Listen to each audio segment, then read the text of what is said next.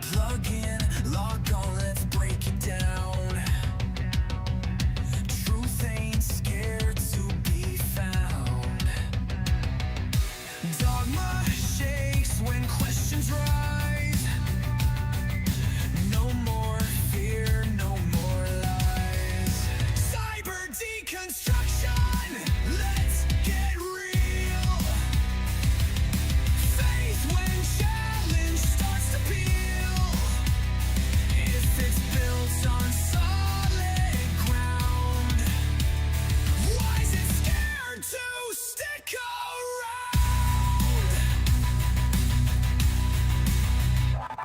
Sacred text, twisted views. Time to separate lies from truth. Not here to burn, but here to see what survives when the mind breaks free. Deconstruct, analyze, open hearts, open eyes. If it falls, let it be. What remains is meant to be. Cyber deconstruction, let's get real. Faith when challenge starts to peel.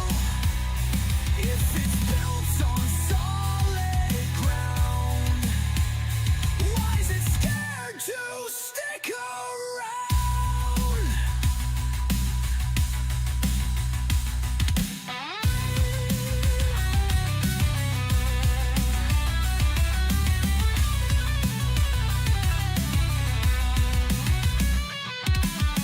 Not for hate, but for the wise. Truth won't shatter, only lies. Time to start the conversation. Now ain't the time to pretend nothing happened.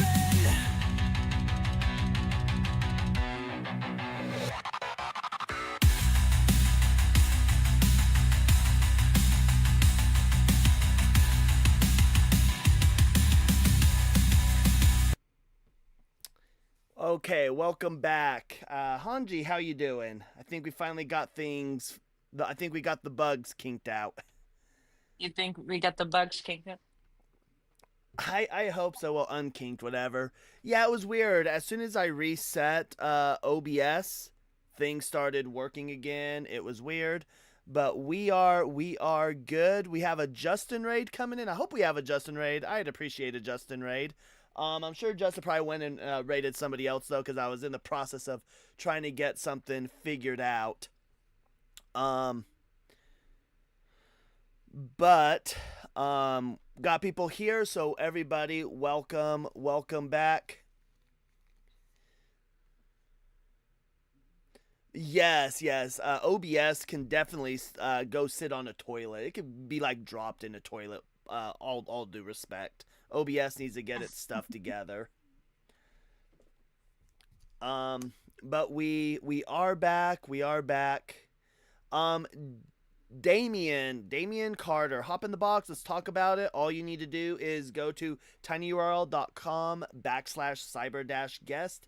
We can definitely talk about it. I would love to talk with you. I'd love to hear your thoughts on it. I would love to hear what your justification for the G-sides that God commands, the punishing of innocent children for the sins of their fathers, for all these horrible things. I would just genuinely love to hear an explanation for it. I don't think you'll have one, though. I think you're going to have horrible apologetics. You're going to have horrible arguments. But we do have a Video Ninja. Guest box is up. Hanji was just on it, so I was able to hear. We were able to hear it. How you doing, Making Beauty? And we were able to hear it on the OBS while I was hearing it. The issue was I was not able to hear it. But I'm able to hear it now, so let's see if we can get some people up here. Get in here talking. Marshall Young, Jesus is not God. That would make you a polytheist. Turns out, if Jesus is God, that does turn you into a polytheist. But if you want to discuss it, hop in the box. It is, again, tinyurl.com/cyber-guest. Hop in the box. We'd love to chat with you about it.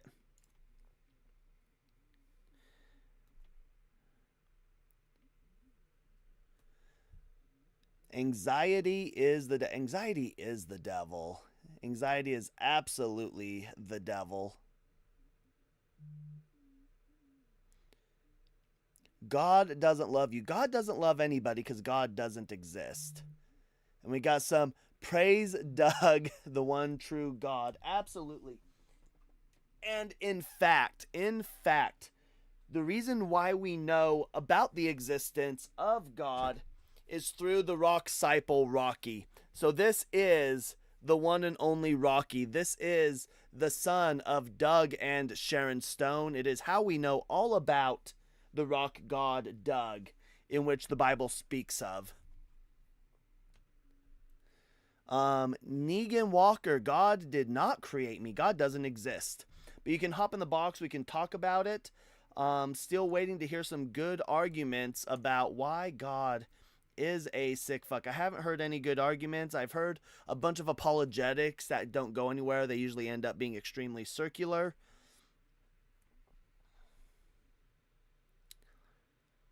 Rocky Dennis. No, this is the only begotten son of Doug and Sharon Stone. This is the rock that Doug threw.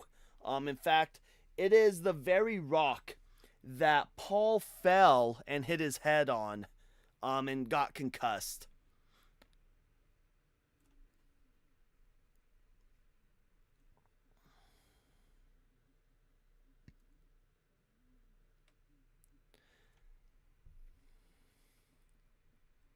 But we'll see if we get any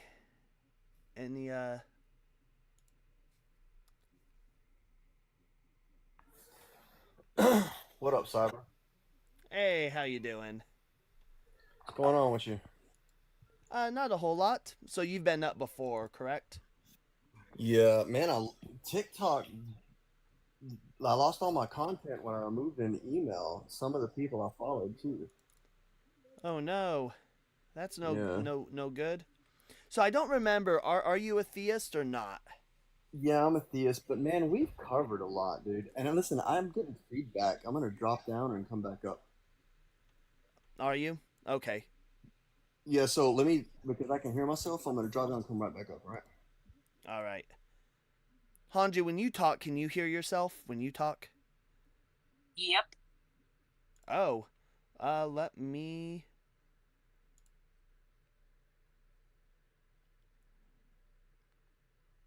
that one, I believe. Let's How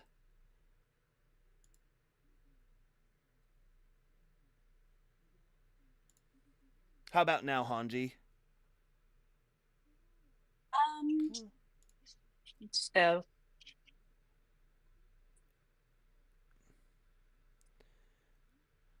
All right. Can you guys hear Hanji?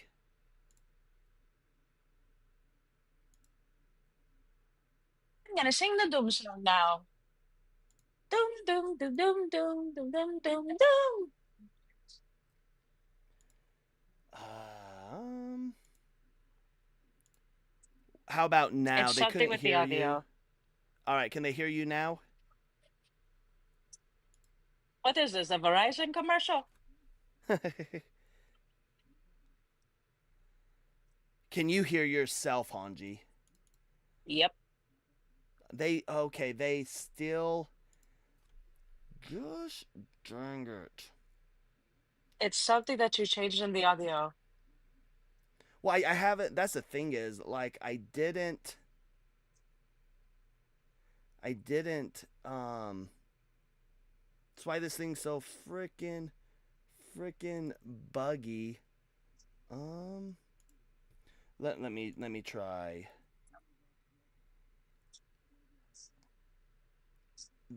Right? this. And Deborah's not here yet. No. When Deborah goes live, um, when Deborah goes live, you guys just disappear off into the distance. We're an enigma.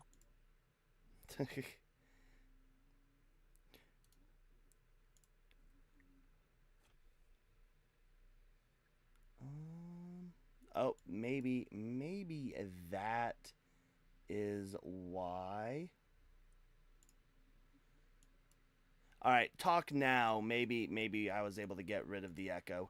Can you guys hear Hanji now without an echo? Well, I haven't Or even spoke yet. yeah, No, I still hear you. myself. God. Okay.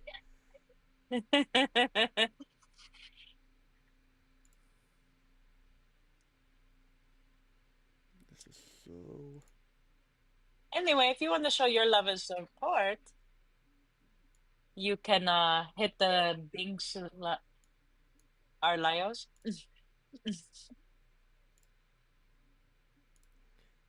I've got a few things here. All right.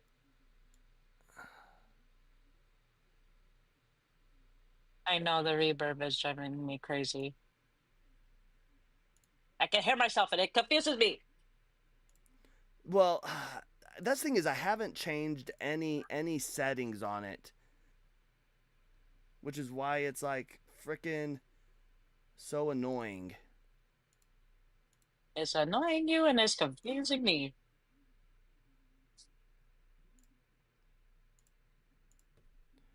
All right, I'll try one other thing. This here we will remove. Yes.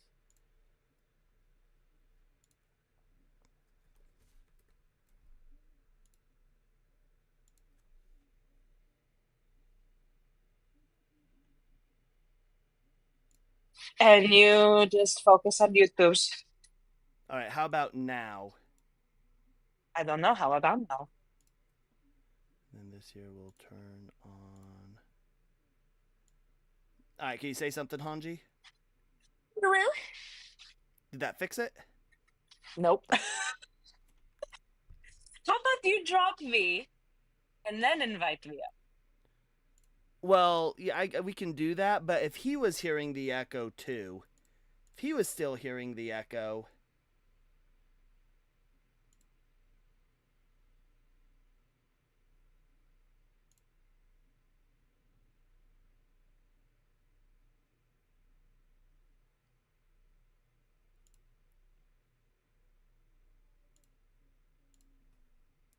Okay, inviting Hanji.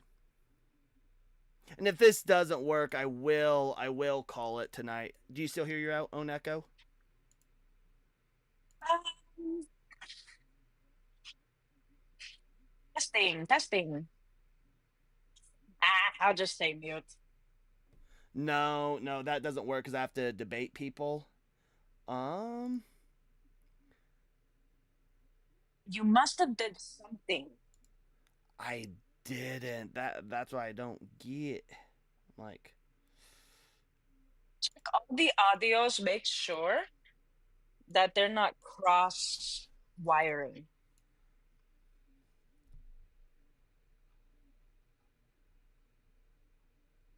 go with audio.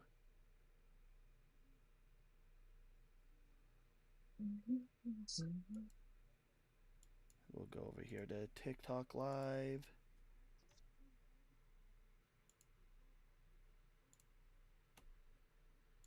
All right, we'll change this one here, and this one here. We'll put.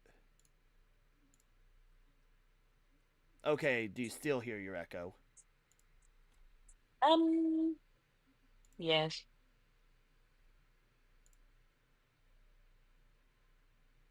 Okay, so this will Angle change. troubleshooting tech deck. I didn't even touch anything. Okay, and then we'll go. Someone said that's better.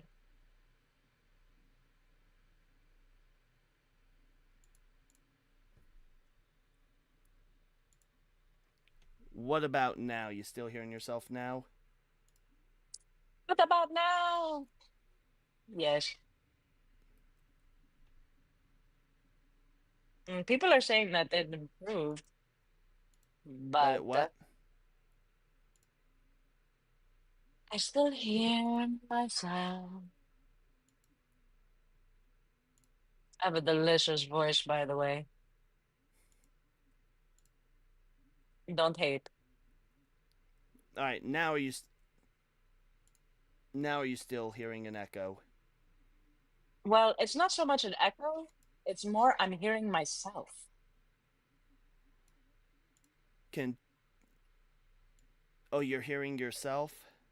Mm-hmm.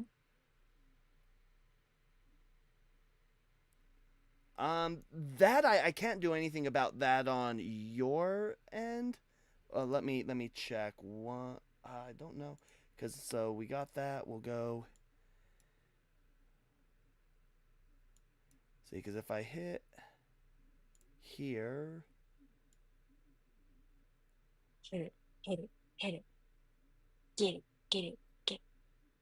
Wow, wow, so let's wow. see if Show we them, hit. girl, yeah. Boom, boom, pow, pow. Boom, boom, boom, boom, boom, boom, Oh boom, nope, can't pow. do Ba, that ba, because ba, then ba, I ba, can't boom, hear boom, Hanji. Yeah, are you gonna be able to work with that? Being able to hear yourself? pow. My ego says yes. Okay. With that said, though, let's take a look at what's going on. So yeah, we'll roll with that. Um, so yeah, let's go ahead and get started. I apologize about that. I am not a fan of OBS, and unfortunately, TikTok doesn't give out stream codes anymore. So I can't go to Streamlabs. That's what I was wanting to go with, was Streamlabs. I can't do that. Um, so let's get going. Why is God a sick fuck? Let's go ahead and tap that screen, share the live. If you are over on YouTube, go ahead and type the link, tinyurl.com/cyber dash guest. Love to hear from you. Hop on over. We can definitely talk about it. And just want to know, we can bring up one of my favorite verses, um, and for all the wrong reasons.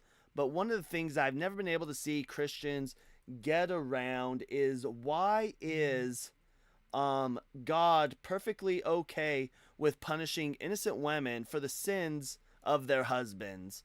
Why is this? Why does God punish David's wives for David's sins? And for some reason, women don't even think twice about it. Like, Christian women look at this and say, yeah, I'm cool with that. And I don't get it. I think it's disgusting. And I would love to have, and we'll get this verse brought up. Oh, look, it left it highlighted for me. Normally it doesn't do that. Left it highlighted for me. So we'll go ahead and get this brought up. So right here, so if you know the story of David and Bathsheba, David was on his palace wall there, on his roof. They're at the war with the Ammonites, and he gets Bathsheba pregnant. Now the problem is Bathsheba is married to Uriah, and so David has Uriah come home, tries to convince him to sleep with Bathsheba. Uriah doesn't, so he sends Uriah to the front line to have him unalived. And Uriah is unalived on the front line. And so Nathan comes, Nathan's the prophet, and he starts chastising David for this. And then here in verse 11, well, it really starts in verse 10.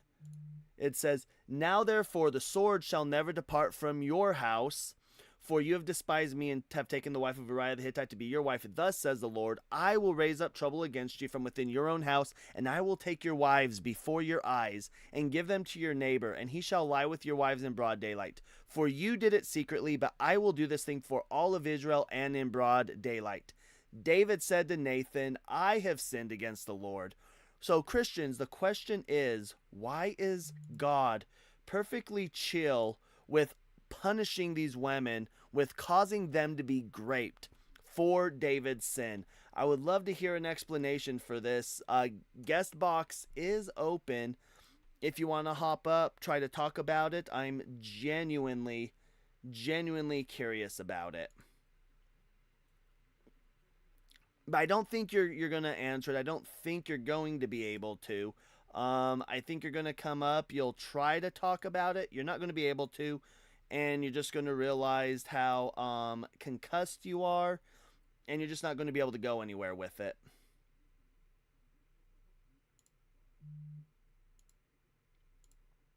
But who knows? Maybe you will be able to surprise me and come up and give me an awesome answer for it, and maybe we'll get somewhere with this. I don't foresee that happening, though. It hasn't happened yet. Nobody's been able to come up with a good answer. So who knows? Maybe.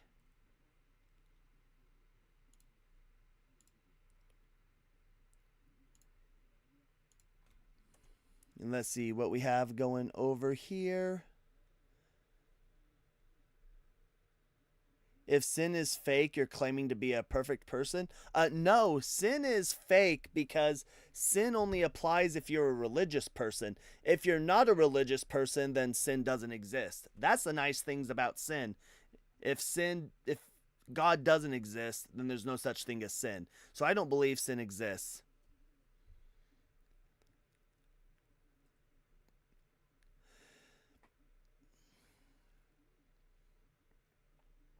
Yes, God does want us to overcome, and God definitely does want us to give him a reach around. 100%. Like 1000%. God definitely wants the reach around.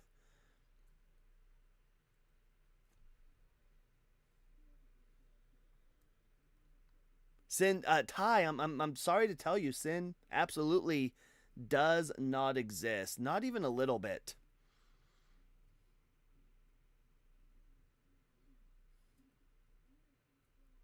That's why you don't. Hanji, did you know that that's why we don't worship God? Because we love our sin?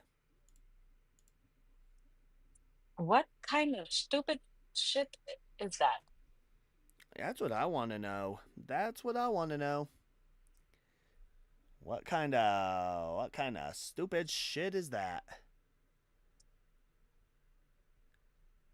Correct. Sin is as real as you can convince yourself that it is. God won't say nothing to me because, fun fact, turns out that in order for God to be able to say anything to me, turns out that God needs to exist first.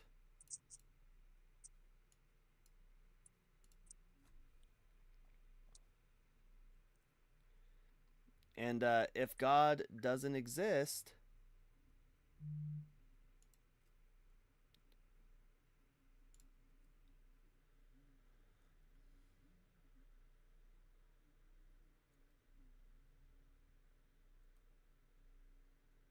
you don't worship God because you worship your own ideas. No, that's quite literally what Christians do. Christians quite literally worship their own ideas. In fact, Jesus fully supports the old law. You can't find me any verse where Jesus denounces the old law or goes against the old law. Now, what'll happen is somebody's going to pull out like the adulterous woman found in John chapter 8. The issue is, and Christians, I'm sure you're not aware of this, but it turns out that John chapter 8, that story never actually happened. Jesus never actually said those words. The earliest manuscripts we have of John don't have that story in it at all. It goes right from the last or second to last verse, because that story starts with the last verse in chapter 7. But the last verse of chapter 7 is where, chapter 7 ends, and verse 8 or chapter 8 actually starts with verse 12. We know where that story came from. It came from a 3rd century book called Didascalia Apostolorum. that was written by in Syriac by a bishop in Syriac, and it's about a priest who has an adulterous woman who is talking to him about her adultery and how she wants to overcome it, and she doesn't want to be like that towards her husband anymore. And so the priest says, "Well, hey, you're acknowledging your sins. You're on the path to repentance." And he sends her home, and she kind of says, "Well, if I go out there, there's a mob of people out there who know what I did, and I think they will do horrible things to me." And so the priest goes outside and essentially tells the crowd of people, "Each and every one of you have told me your secrets, so let somebody who hasn't told me their secrets, i.e., cast the first stone, let them remain." And they all left, and then the woman went on her way.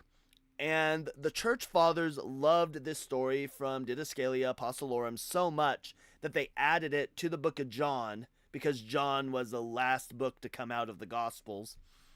And they just replaced the priest with Jesus. So your own book, turns out, has had some additions to it. All right, hopefully we can hear this guest. We're going to get this guest brought up real fast. And how you doing, Dave? Good, how are you? I'm good. I can hear you. I couldn't hear before. Hanji, can you hear the guest? I can hear him. All right. And just making sure, Blake, can you hear guest over there on YouTube? Can you count to 10 real quick, guest? You want me to count to 10? Yeah, I'm just making sure they can hear you over on YouTube. No, I can't count that high. That's way too above my level. Oh, yeah. Are you a Christian? Yes. Oh, makes sense. Yeah, I could see why you couldn't count to 10. That makes sense. So, how old are you? You got a great sense of humor. So, how old are you? I'm over 18. Okay. But you don't need to know my exact age. Yeah, that's fine. That's fine. Did we talk the other day? No, I've never called in. Oh, okay. There's somebody else whose name was also Dave, and they've responded similar. But I'm like, that voice doesn't sound familiar. Yeah. So my question is, why is God a sick monster? I don't really want to go deep into a debate right now. I just want to point out it's so weird that you'd say God's a sick monster and he's not real, he's fake, but yet you basically dedicate however many hours, like you dedicate half your life to something that you think isn't real. So, like, for example, I don't think the tooth fairy's real. I don't have to go, because I'm secure in that fact, I don't have to go start a YouTube channel debunking the tooth fairy. You would just know that it's not real. But since you actually think that there's a chance that God's real, so that's why you dedicate so much time to it. You see the point? Well, the difference is, though, is does the tooth fairy marginalize communities? Has the tooth fairy caused harm to other people? Has the tooth fairy actively erased entire cultures? Well, you said God's not real, so of course God didn't do those things. If you don't think God's real.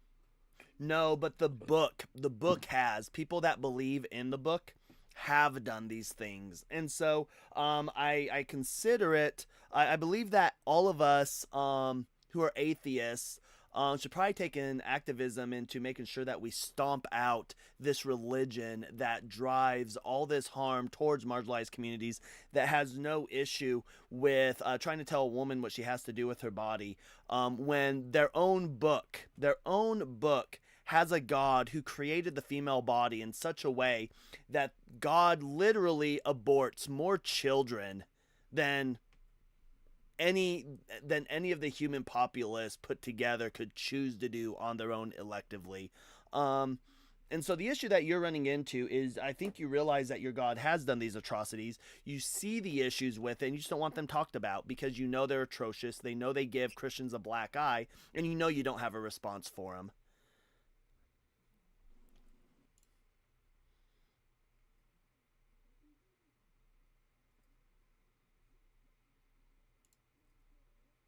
Oh, and he dropped. And he dropped.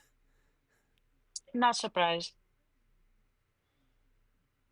And hold on, chat did not hear an echo from you. Chat did not get sorry, last time the chat was getting an echo from the guest through you, and they didn't do it this time.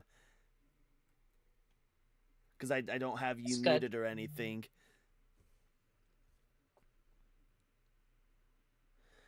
But yeah, that was he did run away. WTR Dragon, he did run away. Like, God doesn't, I'm telling you, God doesn't have strong soldiers. All God has is people that want to come up and they want to whine, they want to cry, and they don't know where they're at all. Mm-hmm. And yes, oh, we've got we're going to bring up Accolade. Accolade is a friendly.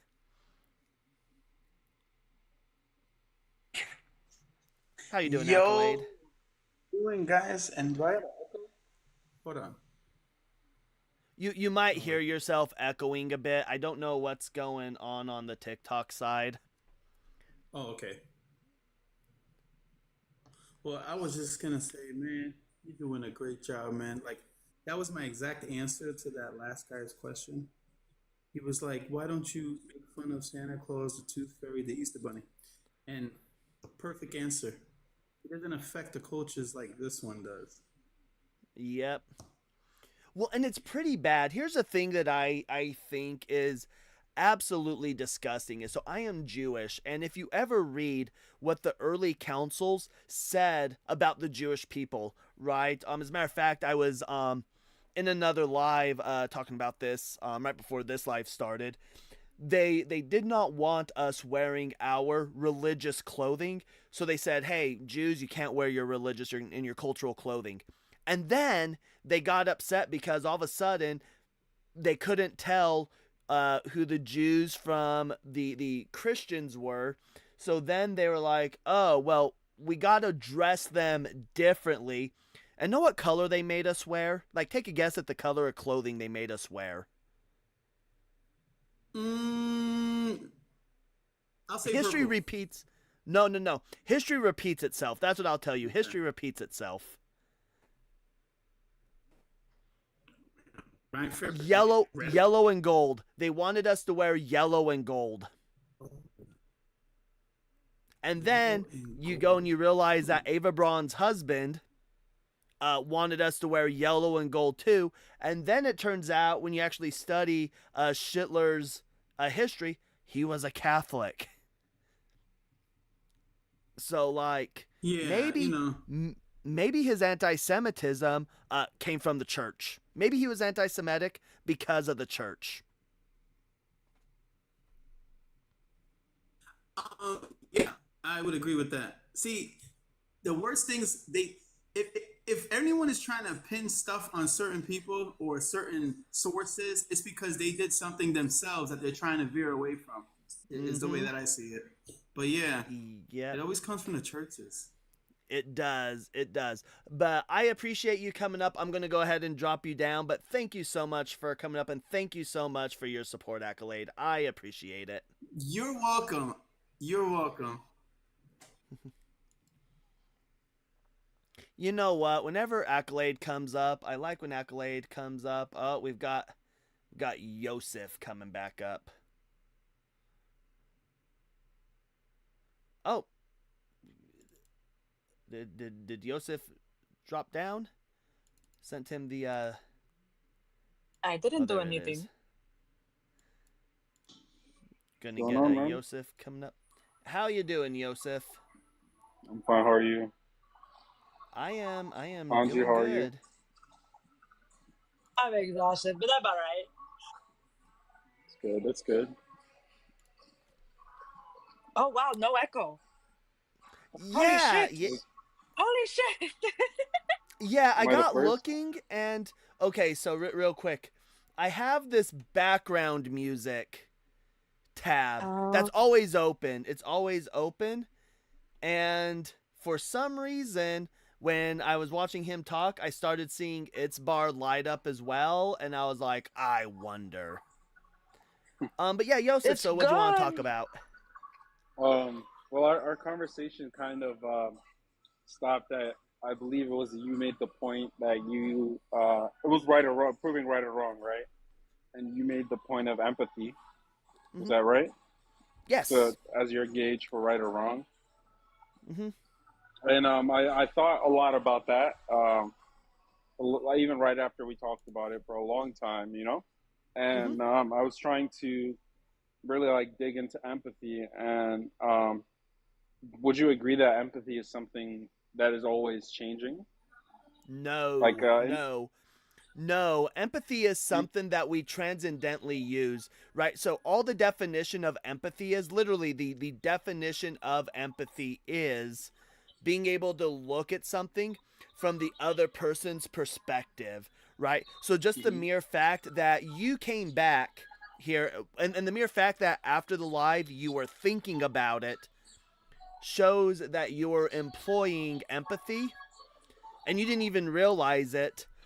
And so when we employ empathy, and the whole reason why we need to put ourselves in the shoes of the other person is because that putting our shoes and doing that, we're listening to their arguments, right? We're going to listen to their arguments. And once you come to a realization that like you didn't like something like for example, um if I was to go up to you and slap you, right?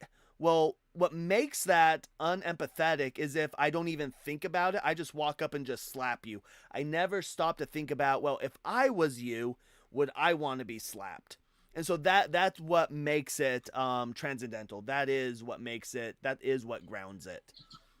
Just a mhm. good old wham bam, thank you, ma'am. Mm-hmm. Yeah, I understand that, and my claim, just so like you understand what I'm claiming, is not that empathy is bad uh, for gauging that, but I think it can't be the only thing you use. Would you agree? Oh no, no. There's other things that I do use, but Hmm. empathy is what grounds morality, right? And when we talk about this, we're talking about this in the moral sense. So, for example, um, is there anybody that you can think of, anybody, anybody at all, that you can think of that was like, I want to be enslaved? Or can you think of any cultural groups that are like, we enjoyed slavery and what it did to our cultures? MC, thank you for hanging out for a little bit. I appreciate you.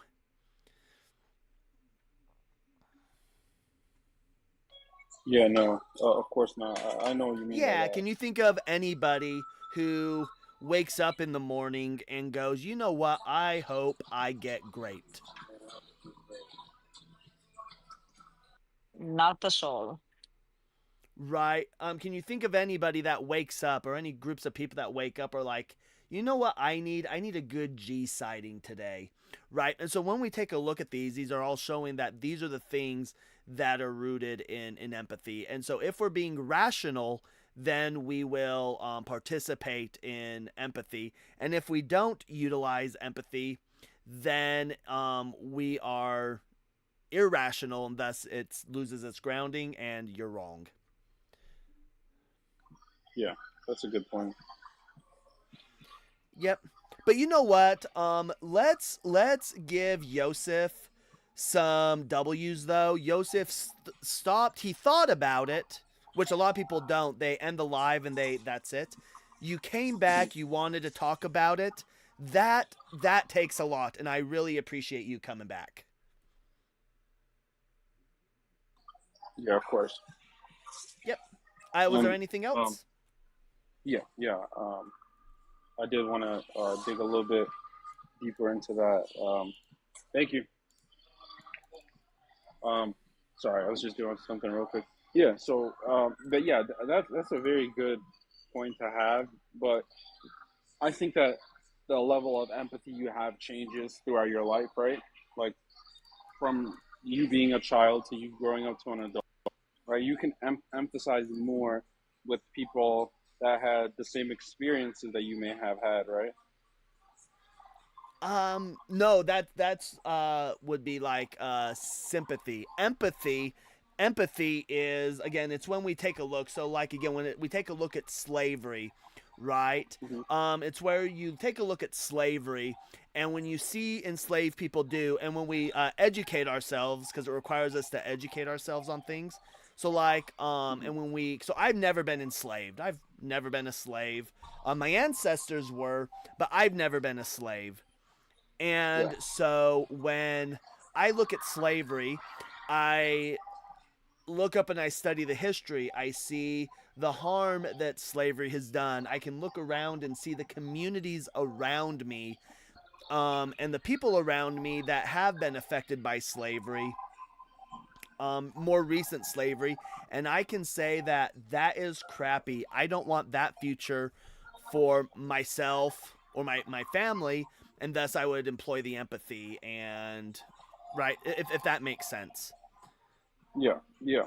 So you disagree that you will emphasize more with someone that you relate to rather than someone that you don't relate to as much, or that people may do that. I don't think knowing somebody. I think once it turns into where we knew somebody, I think that's where we start utilizing sympathy, and I think there's Mm-hmm. a big difference between sympathy, and I think sympathy is 100% subjective. I think that if I am feeling a certain way about something because of my proximity to somebody, then that's sympathy, and I can't ground it in that because that's just pure emotion. That's emotional. Sure. And so you believe that everyone that enslaved in the past just didn't deploy it or just didn't use it to say, hey, I wouldn't want this done to me, so I shouldn't do it? Or do you think they just like ignored that? I think I already asked Correct. you I this question. think, I don't remember your answer. yeah, I think they didn't employ it. I think they ignored it. There's as a matter of fact, even Washington, George Washington, had actually written how he didn't like slavery. He wanted to free his slaves, but he couldn't because, or he felt like he couldn't, because we were coming out of a revolutionary war. This whole breaking away from England and then trying to end slavery would have just been too much, and it would have caused too much infighting. And um, so he recognized that it was wrong, but he Hmm. didn't free his slaves because he was acting. So he took empathy in. He did that, but then he just made the wrong decision. Yeah. That's why his slaves were actually one of the most well dressed, which they thought that they were stealing clothing from nobility because of how well he was dressing his slaves. Yeah. Mm-hmm. Okay. And so he used empathy, and he recognized that it was wrong. He acknowledged that he felt slavery was wrong, and he employed the empathy. And then he said, "Nah, I'm not gonna free them." And so he allowed his slaves to be as quote unquote free-ish as he could without raising too many suspicions. Yeah. Think of it like indentured servitude. Like he was one of the first practitioners of it. If you really get to the core of it, some of them had paperwork for certain possessions, deeds. So yeah, he was doing a lot of shit under the table that his fellow white men were not appreciative of. For Yeah, sure. but with Yeah. that said, I don't want to undermine that George Washington was still a slave Oh owner. yeah, I don't want to. he Yeah. was Yeah, I Yeah. still a don't slave want Definitely. to owner. Yeah, thousand overshadow percent. that. Yep, and he made the wrong decision. He 100%, 1,000% made the wrong decision. Yeah. But I But he just did can't shake employ the argument. empathy. Yeah, yeah. But I just can't shake the argument that like some people that were slave owners, like they, I don't. I can't like disregard it from my mind that they thought that they were doing something right, or they thought that what they were doing wasn't wrong, you know? And I also can't shake the feeling that there were probably slaves out there who thought this isn't wrong. I'm just in a shitty situation, you know? I'm sorry for my language. I'm just in a bad No, you're good. situation, you know? Yeah. Well, so when it comes to the person that is being oppressed, right? When a person is being oppressed, with them viewing this as being in like a better situation, that runs into a little bit of psychology of I'm going to give myself a better mindset because I'm in a shitty situation. Or because we do know there was a slave Bible, we do know that a lot of slave owners employed every tactic they could in order to try to ensure that there wasn't going to be a slave uprising. So that's why it was critical to make sure that when it came to anybody, especially here in North America, with anybody that came in contact with Christianity, that one, their cultures were immediately eradicated, and two, it was immediately replaced with Christianity. That way, then when they'd be taught like, oh look, what's happening to you is good. This is what God wants you to do. Look at these Bible verses that support this. And so when it comes to the oppressed, you have Stockholm syndrome, you have straight up brainwashing. Here's my issue. These were the four founding fathers. Benjamin, I'm coming for that ass because you were a fucking dick. But the thing is that they technically had the power to completely abolish it, and yet they didn't. Now, historically speaking, some of them did treat the slaves better than others, but the point of the matter is they could have done something to abolish it, and they chose not to. They were the government. Yep. Now, when it comes to the slave owners, we have plenty of people, plenty of slave owners who spoke out against it. There were people that have been talking about it for quite a while, about this. Like the abolishment of slavery wasn't something that like just popped up out of the blue. As a matter of fact, I'm gonna double check something here.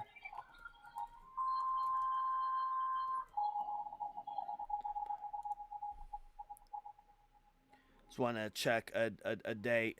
So yeah, even as early as the 1700s, so Christians think that like Christians started the slave abolishment. They didn't. Slave abolishment started with France and possibly Haiti, or Haiti might not be right. But France was the first nation to outright abolish slavery. And it wasn't, they had an anti-theist government at the time. They had a government during the French Revolution that was like, get rid of religion. Religion is we don't want religion. They were anti-theists. And they abolished slavery. They legit abolished slavery. And then when Napoleon took over as dictator, he reestablished slavery. So like people have known that slavery is wrong. But it is the case that when people enslaved people, and that's one reason why, like in the South, it maintained, because the South wasn't as technologically advanced as the North, and they did it for selfish reasons, and they knew it was wrong.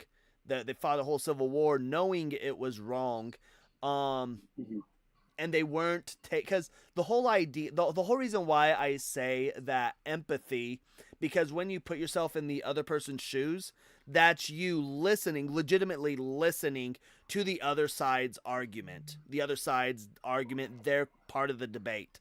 And when you don't listen to their side of the debate, it's irrational. And the slaves were not being listened to at all.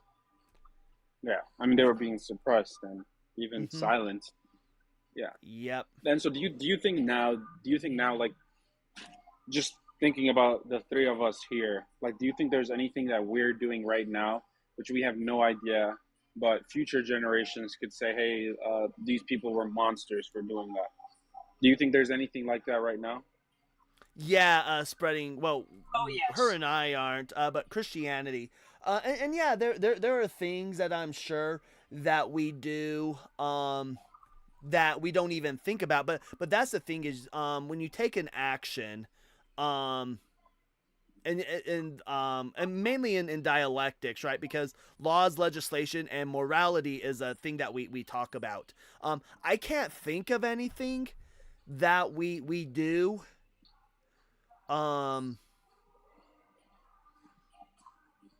I know that as a YT person, we can definitely open our mouths more about things. But when I look at that, that is a case of I'm just acting irrational. I don't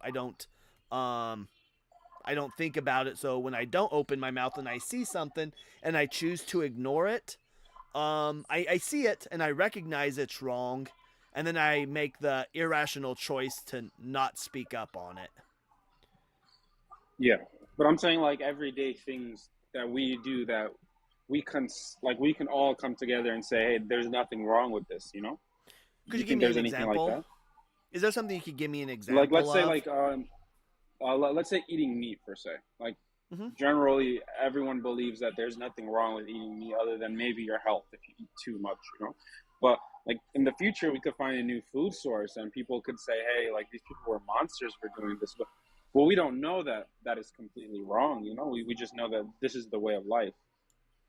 Do you Oh, think that I can make that argument for people before us? no, because we do have that argument going on right now. Like, I'll be 100%. I will be 100% when it comes to eating meat.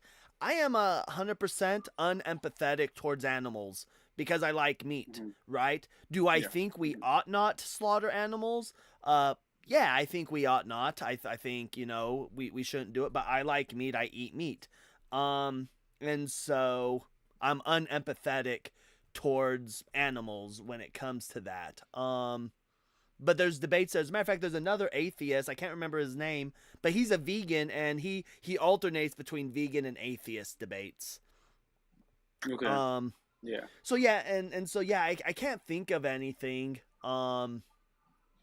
Yeah, and I mean for the obviously for the meat thing, like some countries and some groups of people just don't have a choice. Like that's their only, like you can say Japan, like fish is like one of their main food source. Like if you took that away from them, it would be impossible to live, literally. Yeah, yeah. And But and do what? you?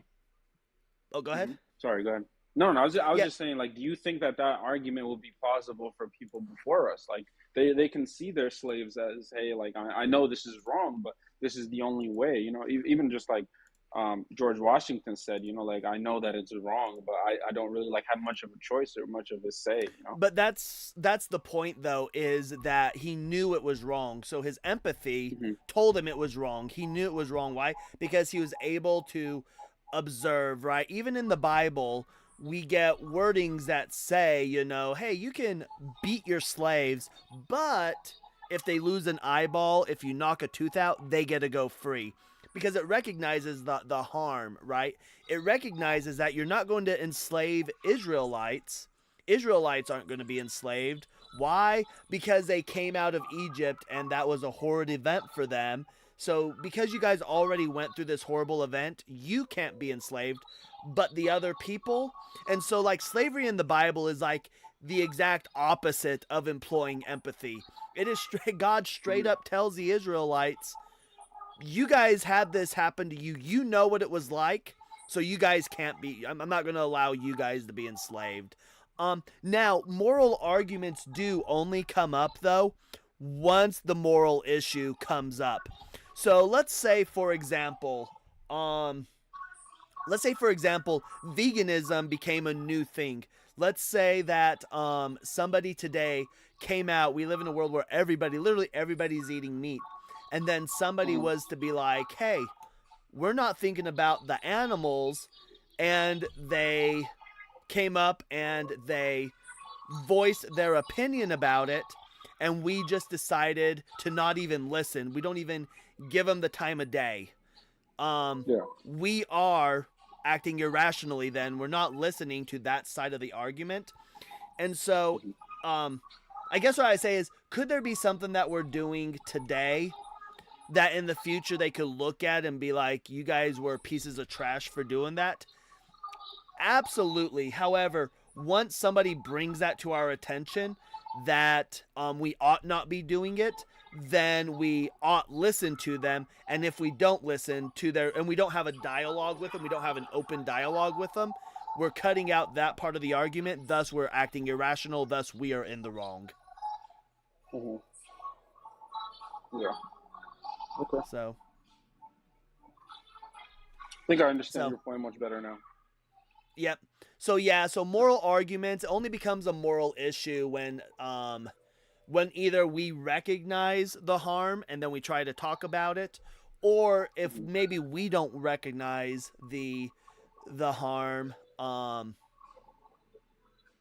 like for example, something that I don't think a lot of people realize is that Trump is putting tariffs on the penguins.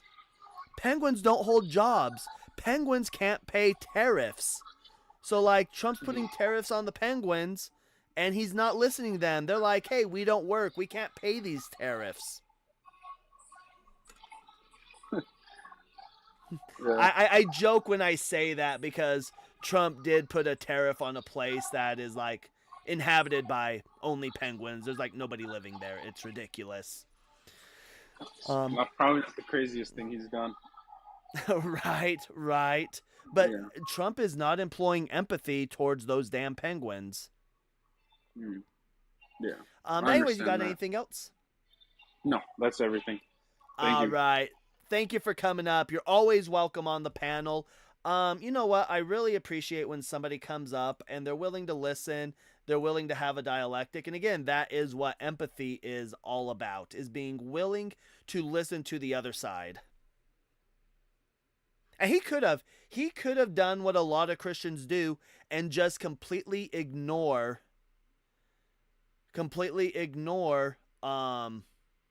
what I say and be like, no, that's not true. And he listened. We had a good debate, or not even a debate, a good discussion. And I appreciate that. I should probably give him a follow. And anyways, so Christians, hop on up. I want to know why is, you know what, let's see, what is something that I want to talk about today that, let's see, what can we talk about? You know what, let's talk about, and what this one we'll hit with the New Testament. One I want to focus on today is specifically 2 Thessalonians chapter 2 verses 11 through 12. It actually starts a little bit before that, and we'll get this brought up. Let me get this highlighted. We'll highlight this one in yellow. Let's get this brought up. This is the one that I want to focus on for the next guest. And what this one says is, the coming of the lawless one is according to the working of Satan, with all power, signs, and lying wonders, and with all unrighteous deception among those who perish, because they did not receive the love of the truth, that they might be saved. And for this reason, so we're going to highlight, and for this reason, we'll get that in red, God will send them a strong delusion, that they should believe the lie. And why does he want them to believe the lie? That they may be condemned who did not believe the truth, but had pleasure in unrighteousness.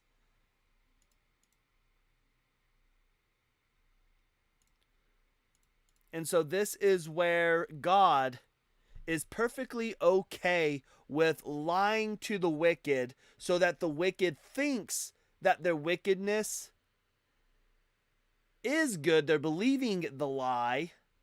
Why? So they can be condemned, because God wants them condemned. And we learn about this in Romans, where God is perfectly chill with condemning the wicked and not wanting them to be saved, because those who are saved are able to look at the wicked and say, you know what? Thank goodness we're not them, and praise God that we're not them. But we learn here that God sends them a strong delusion, which is a lie. God lies to them so that they'll believe the lie, so they can be condemned. And so Christians, hop in the box. It's um gonna be a tiny URL, a /cyber dash guest. Hop in the box. Love to chat with you about it. Love to have a talk with you about this. See if you can come up. We're gonna bring up Tanner real quick.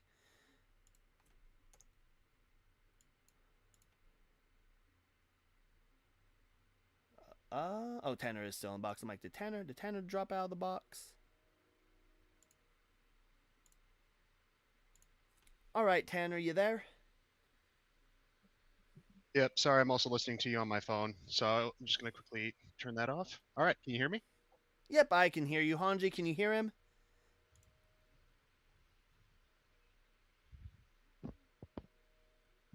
Hanji, can you hear the guest? No, I cannot. Check, check, 1, 2. All right, yep, I can get that fixed real fast.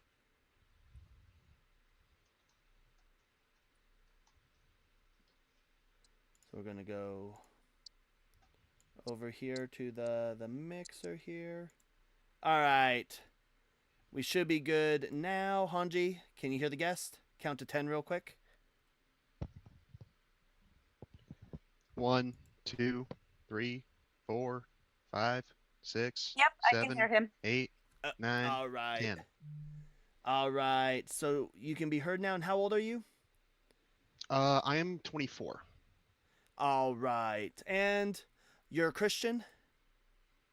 Yes, evangelical would be my denomination, or technically non-denomination if you wanted to be most specific. Yeah. So my question for you is, why is God a monster? So when you say monster, like what makes you think he is a monster? Because like when you say monster, are you implying like some kind of evil intent, or that he's somehow like not all benevolent?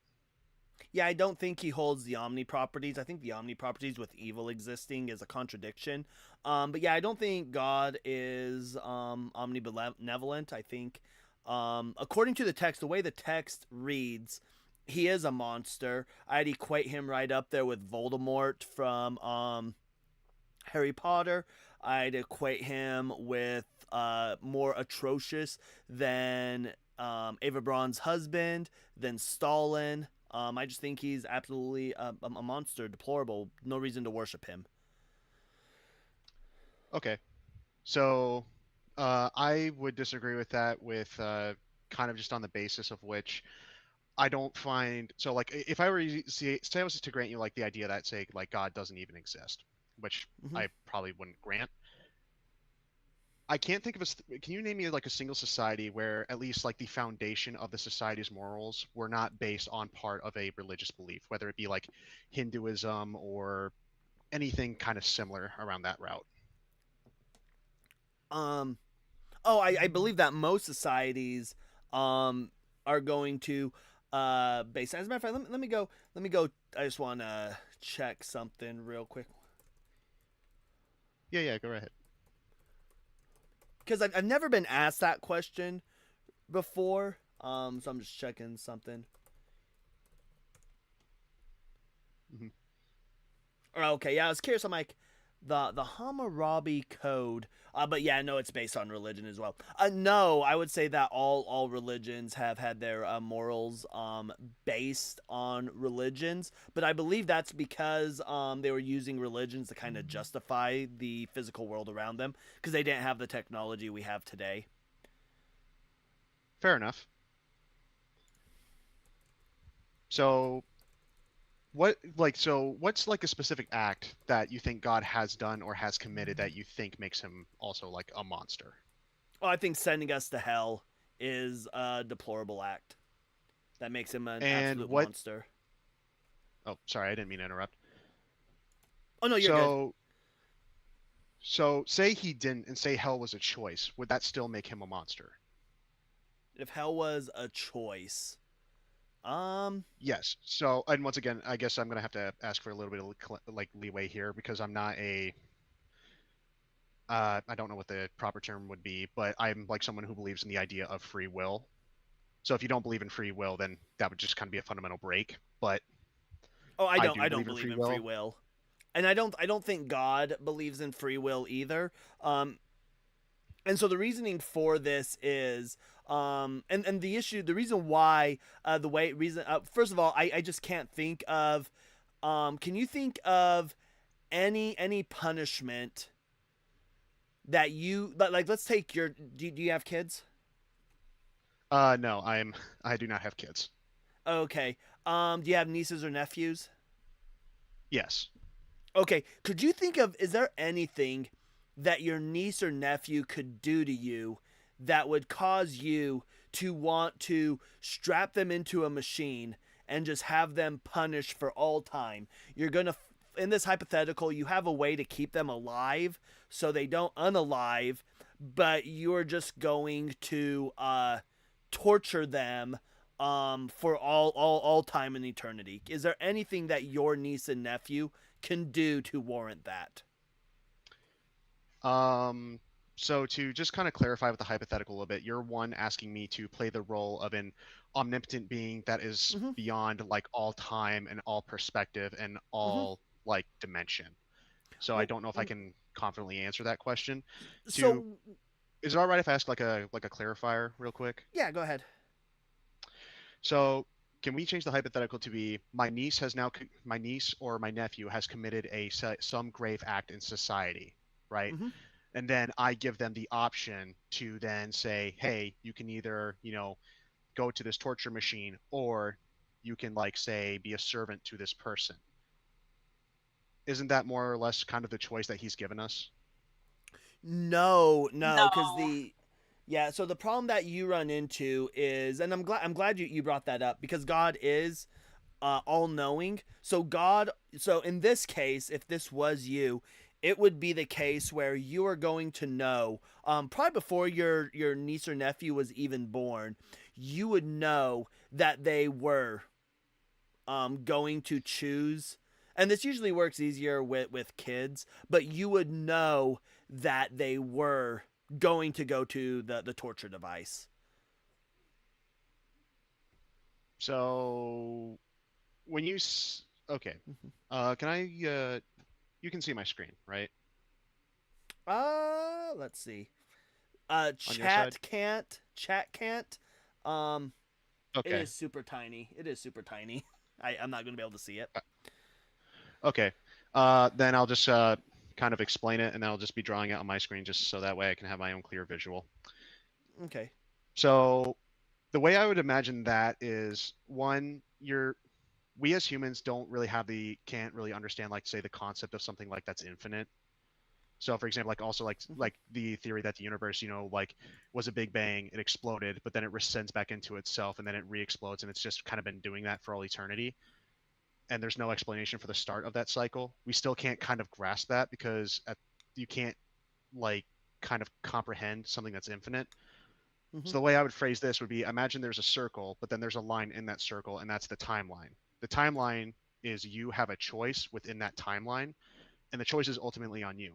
Now, you yourself created man, and now you know all the consequences and the happenings of man. But at the same point, if you also enamor them with free will, wouldn't you kind of be, say, forcing a choice on them be kind of wrong?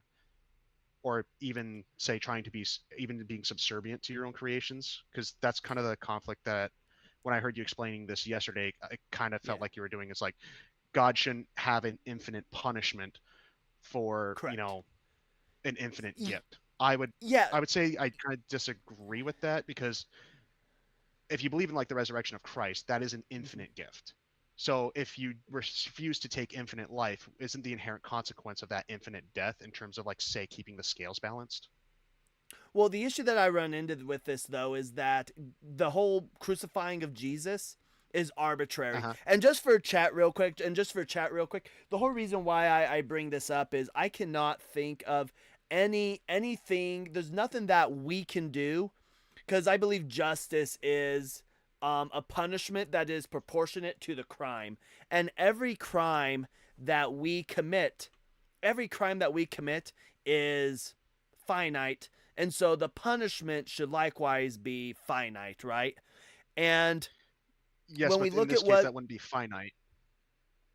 because you're Well, openly choosing to refuse something that has the scale of infinity for good. Or I don't want to say good because that can technically be a mhm. little bit arbitrary, but like the infinite scale of life. If you reject that, then your only other option would be infinite scale of death. Well, the issue that we run into with that is one, the whole uh needing to sacrifice Jesus is completely arbitrary. And do you believe that Jesus is God? Yes. So like for example, like you have the think what's the term? Like I think you call it like a Trinitarian, where you believe like all three are actually the Hmm. same thing. Yeah. Yeah, I guess I would fall technically more under that route. Okay, yeah. So, and the reason why I mentioned that is where I live in the heart of Mormon country, and Hmm. in Mormon country, I don't know how familiar you are with Mormons. Um, Mildly.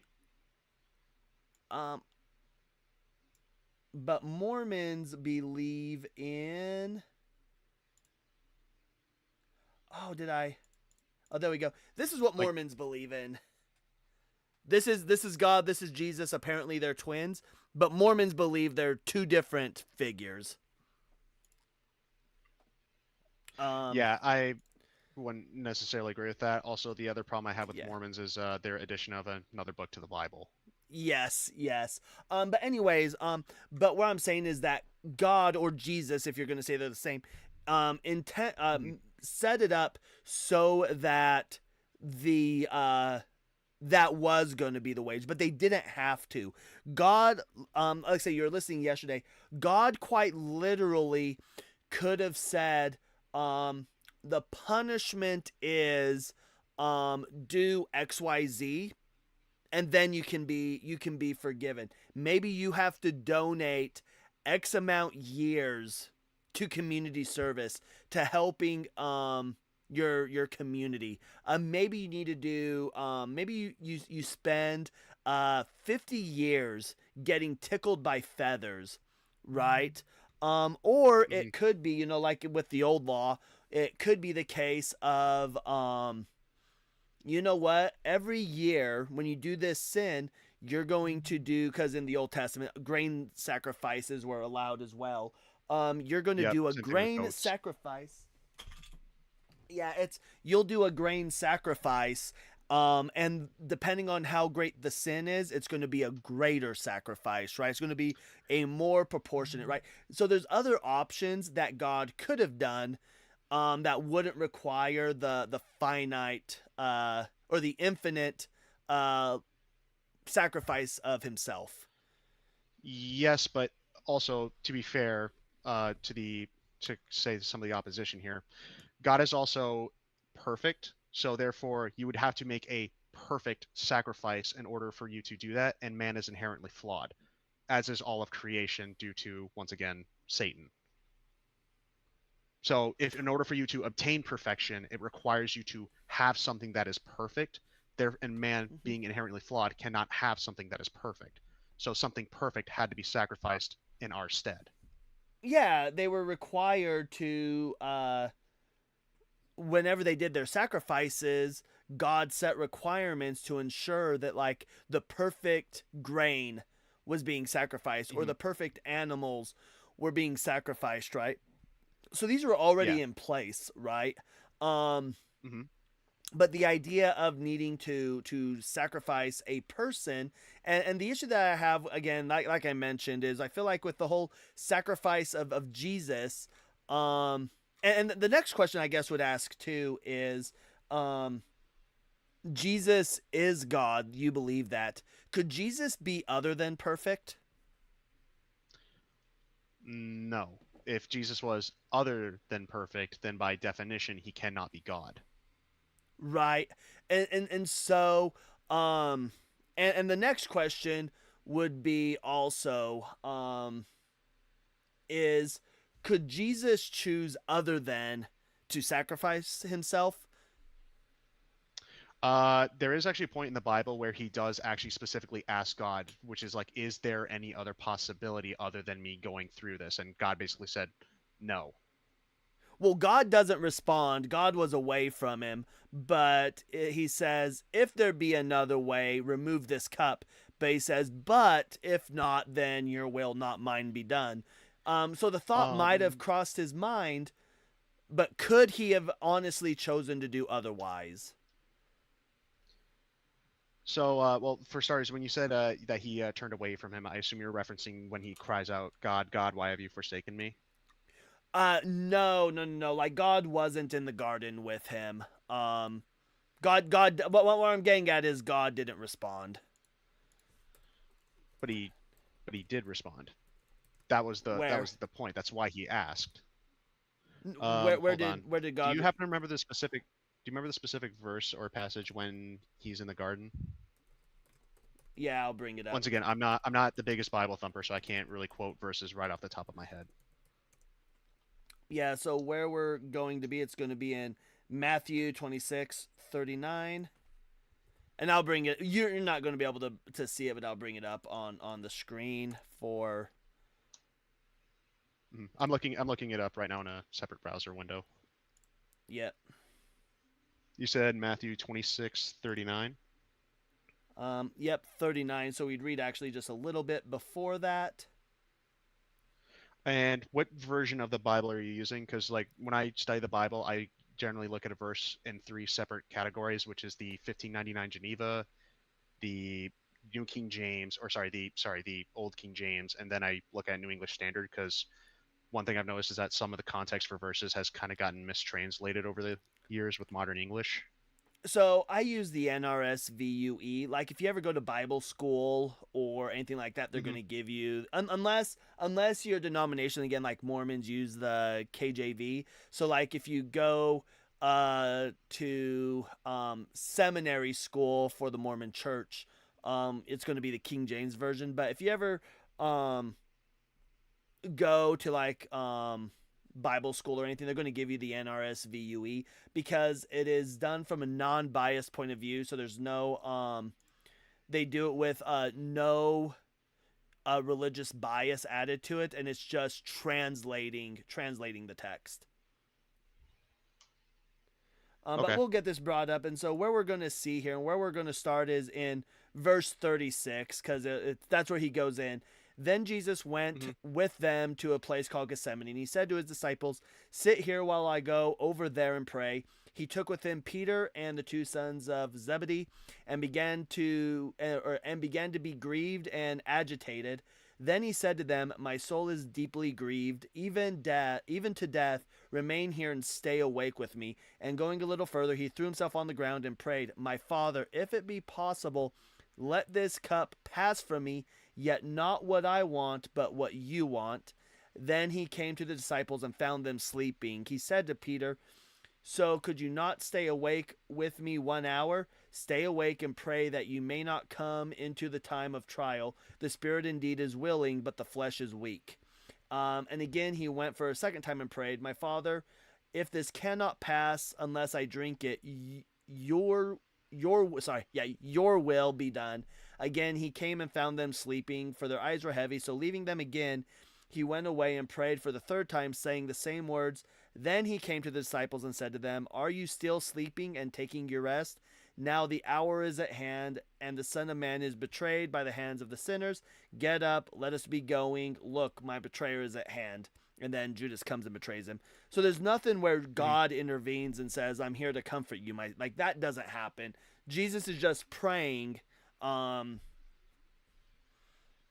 to be fair, part of the answer at least could be that God didn't speak directly. It was, you prayed 3 times and then the betrayal still happened, therefore the cup was not able to be passed. Or I guess the burden of the sacrifice was not able to be passed. Well, we don't know the timeline of this, because we don't know how far away he was. He gives us the idea that he was going to be gone for an hour, because he goes back and says, "Wait here 1 hour, I'll be back." And then he goes and wakes him up and says, "Could you guys not stay awake an hour?" So I don't think this got the entire prayer that Jesus said. I think there was more to the prayer, but this was the part that they kind of wanted, that Matthew wanted to convey, was just the importance of this little scene here. I think it was mainly to show the human side of him. Yeah, well, because that's the But thing too. Jesus is man, or was a man. You know, he still had blood, heart, and flesh. yeah, but the question would be though is like, so Jesus is God. Jesus is Yep. perfect. Jesus can't be anything but perfect. To be fair, perfect in human form. Well, correct. But you said yourself, and I asked, even in human form, could he be other than perfect? Because then he couldn't be God if he wasn't perfect. And then we have him coming to sacrifice himself. Now, the idea of sacrifice, though, right? Like when we raise an animal, like when we raise an animal for sacrifice, it's more than just taking the animal, buying an animal, and taking it to sacrifice. You have to raise the animal, and when you raise the animal, it takes money to get the animal, and because there's specifications for the animal, you have to make. And so I'm sure they were like, this animal's going to cost more to buy. You have to raise it, which means you're either having to have somebody watch it, or you're going to be spending extra time out there to make sure no harm comes to this. You have to take time to travel. Like, for example, Galilee is 90 miles away from Jerusalem, from the temple. So when you're traveling, you have to make sure the animal stays safe while traveling. No harm comes to it. So all this costs time and money. And then you're traveling 90 miles one way. So that takes time and money. And then when you sacrifice it, it's a permanent loss, right? And that's the idea, is that you spend all this time and money on this one animal, and then it's gone forever, right? That is food that could have went to your family. That is extra money that you could have had for your family, but you had to spend it on raising this animal. And I just don't think that with a God, with Jesus who is God, who knows he's coming back, right? He's going to go on a cross, and then he's going to be back within 3 days. Like, he knows it's not the end. And I just don't think that that's a sacrifice. I think it's arbitrary. I think the whole idea of the crucifixion, because it's not permanent, is that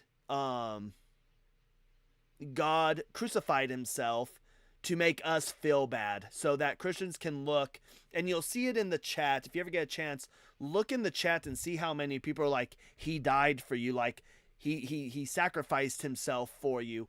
I believe it's solely a thing done to make us feel guilty and be like, yeah, he died for us. But it was 3 days. He's God. He knew he wasn't going to be gone. Like, he knew he wasn't going to be gone. He knew he was coming back. It's not a sacrifice. It's a vacation. It's a weekend. Well, okay. Can I ask you a quick clarifying question then? So if I went to your house and I decided to attach you to a machine that's going to kill you over and over again, but you will always come back to life constantly, and you just and you go through that, kind of for forever, would you say you didn't sacrifice anything? You sacrificed your pain. You sacrificed your tears. But Jesus isn't going through this forever. Jesus isn't going through this forever. There's no text that says it. Yeah, no, I'm not saying he is going through it forever. What I'm saying is that he took that punishment as someone who was already infinite, so that way, because it was now an infinite sacrifice, therefore no more sacrifices have to be given. That was kind of the main point, is that now the access way into heaven is easier for all mankind, instead of us, say like sticking to like the old Jewish doctrine where now you have to make sacrifices. Now you can't eat certain things during certain times of the year. There's certain foods you're supposed to abstain from all. The whole point of the infinite sacrifice was that him being the infinite sacrifice, or infinite when he was sacrificed, which I guess does kind of sound like a little bit of an oxymoron. Him now being sacrificed kind of gave the blanket sweep for every human now to come, and now it's just ultimately our choice to choose whether to accept it or not. But it's all arbitrary. God did not have to. God could have like I said, any other punishment. God could have literally set the punishment to be anything else, right? It could have been, you know what, you want to get up here? There's a rock over there. Go kick it as hard as you can, and that's going to forgive you of your sins, right? Image. There's a corner over there, and your pinky toe has to collide with it. at mock holy crap, right? Like these like, and it sounds silly, but like these are what the punishment could have been, but God chose to sacrifice himself, which I think was just completely unnecessary. But would you agree though that a punishment has to say quote unquote fit the crime, or that in order to make reparations to someone, that it should be done in kind of like a equal partisan? So for example, like if you steal a farmer's wheat crop, would not a fair punishment be now you have to go help him plant the crop and harvest it? Yeah, I can Would answer that not that. be considered a fair punishment? Yeah. So, sorry. So the way I'll answer this is, let's take Jesus out of the equation, right? So Okay. let's say we take Jesus out of the equation, and let's say I steal. And you know what? I'll tell a story. When I was 12 years old, I had just moved to the U.S. and I went to Walmart, and I got arrested because I stole a pack of Pokemon cards. And I got arrested, and I ended up on probation for 2 years for stealing Pokemon cards, right? Now, I think that is a just punishment. I think that's a just punishment. It fit the crime. Now, let's say Jesus had not been crucified, right? So I paid the price for stealing the Pokemon cards. Would it be just for God for stealing the Pokemon cards, even though I paid retribution, I served probation and stuff for it? Would it be just for God to send me to hell over Pokemon cards? If you did not ask for forgiveness and you basically said like, no, it's bullshit, I didn't, like, I shouldn't have had to pay any penance or whatnot.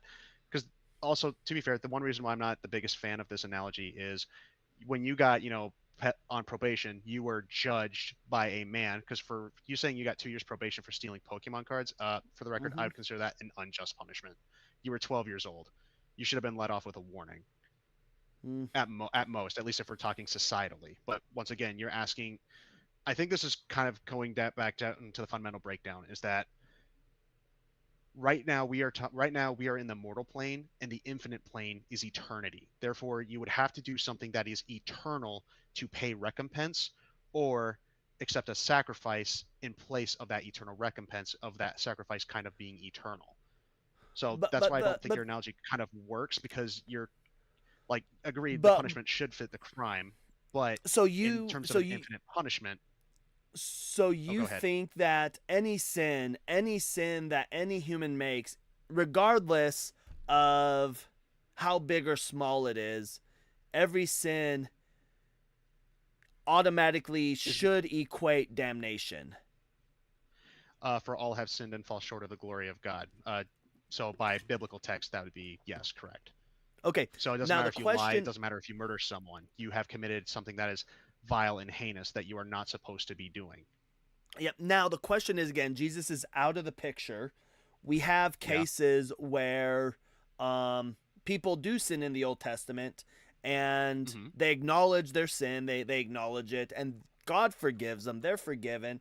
We do have cases where there's grain sacrifices that happen. Yeah. In fact, Israel, the whole reason for Israel being captive in Babylon was because of their sins against God, and they paid double, right? God says, you paid double, but because you paid double, you're forgiven, you are redeemed because you paid double, right? So all of Israel was able to be forgiven through their bondage. Now, so if God is able to do these forgivings, why is it then can't God likewise? As a matter of fact, here's a good idea. Are you familiar with what the Jewish idea of hell is? Like what Geonim is? Not specifically Jewish. No. Okay, yeah. So the Jewish idea of quote unquote hell, and I grew up practicing Orthodox Judaism. The Jewish idea of hell is depending on what your sins are, depending on where you are on that spectrum, you will go to Geonim and you will spend up to one Jewish calendar year. One Jewish calendar year, essentially being purified.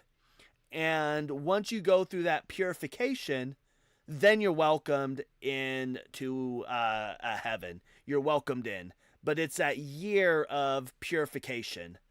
And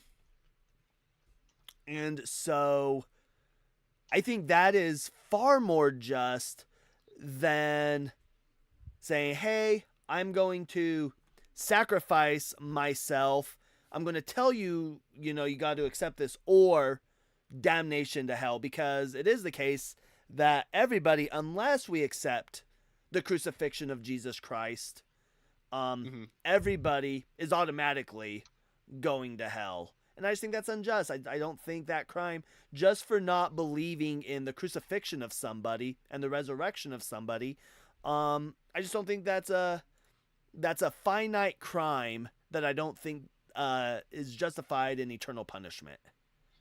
Well, so to quote another Bible verse at you, we'll go to Matthew 9:5. What is easier to say? Your sins are forgiven, or arise and walk? I would argue that in order to get into heaven now is so much easier than compared to anything else. Would you rather go through a year of torment, or would you rather simply say, God, will you forgive me? Because the answer will be yes every single time, regardless of your sin. Well, yeah, but what I'm saying is, like, because it's not that simple though. Like, let's say you have somebody who is Muslim, right? Yeah. And they don't, or Jewish, and they don't believe in Jesus. In Islam they do believe in Jesus. They just believe he was a prophet. So let's say that they go to God because they believe in Yahweh, and they go and they say, God, I have sinned, forgive me, but they don't accept the resurrection of Jesus Christ. They don't accept the crucifixion of Jesus Christ and the resurrection. They don't accept the atonement. But they are asking God in all sincerity for forgiveness. Why should I would argue. So this is once again kind of where I deviate from most Christians, I will openly admit. So it's kind of the same question as, like, well, what about people who have never heard of Jesus before? Like, would they still be damned to hell? I don't believe so at all. It's the same thing as though, say with people who study specifically Islam or Judaism. So I don't know where in the Bible it says that if you are a practicing Jew, you will also be damned to hell specifically for being Jewish. And kind of same thing with Islamic. So what I would imagine what would happen, and this is my pure speculation, not based off of any religious text, I will openly admit that right now. Oh, sorry. Were you saying No, something? go ahead. No, I'm listening. Oh, okay, my bad. So the reason why I would say that is I believe there would also be kind of maybe a final chance for offer of penance before you die. Because, for example, like with Christians are actually going to be judged more harshly, specifically same thing with pastors, because you are like one using God's like namesake. And if you are like leading people astray, you're actually going to be judged much harsher. So I imagine if you're going to be judged much harsher for trying to preach the word of God, I imagine if you don't know the word of God like at all, then I imagine your punishment, or maybe the quote unquote access or the ability for a final repentance, will probably be a little bit more lenient. But once again, that is not based off any religious text. That's my own kind of personal belief. But I guess the issue still is like, we don't know that for sure. So there is a chance that maybe they could be. But I still think it would just be more just, again, go kick a rock. Like, there's a rock over there. Kick it, get your forgiveness, because ultimately or it could also be where so I guess the question I need to know for you two: do you believe that hell is like the lake of fire, the gnashing of teeth, eternal torment? Because this is something that we get into debates with as well. So there's several kind of interpretations you can find throughout the Bible where it's kind of is described as a fiery pit, specifically like if you look in the book of Revelations where he says, he cast Satan and the dragon and death into the pit of fire. It can either be a pit of fire, although I would say there is a stronger case that it is just kind of a form of endless torment. So, for example, like if you ever watch the show Supernatural, where Crowley has everyone in hell just waiting in a line because no one likes waiting in line. I would say hell is kind of a state I of fucking love being Crowley. where you are eternally separated from God. And also, I forgot what verse it was, but there is a specific verse saying hell was created for Satan, not for man. If I recall. Yeah, no, I've heard that as well. But Either way, the way I've always viewed hell is the place you just don't want to be. So that's why they either use you're burning alive constantly, or you're just in a place of torment. You're either like suffering in some kind of way that is just, like horrible, and you really don't want to be there. Yeah.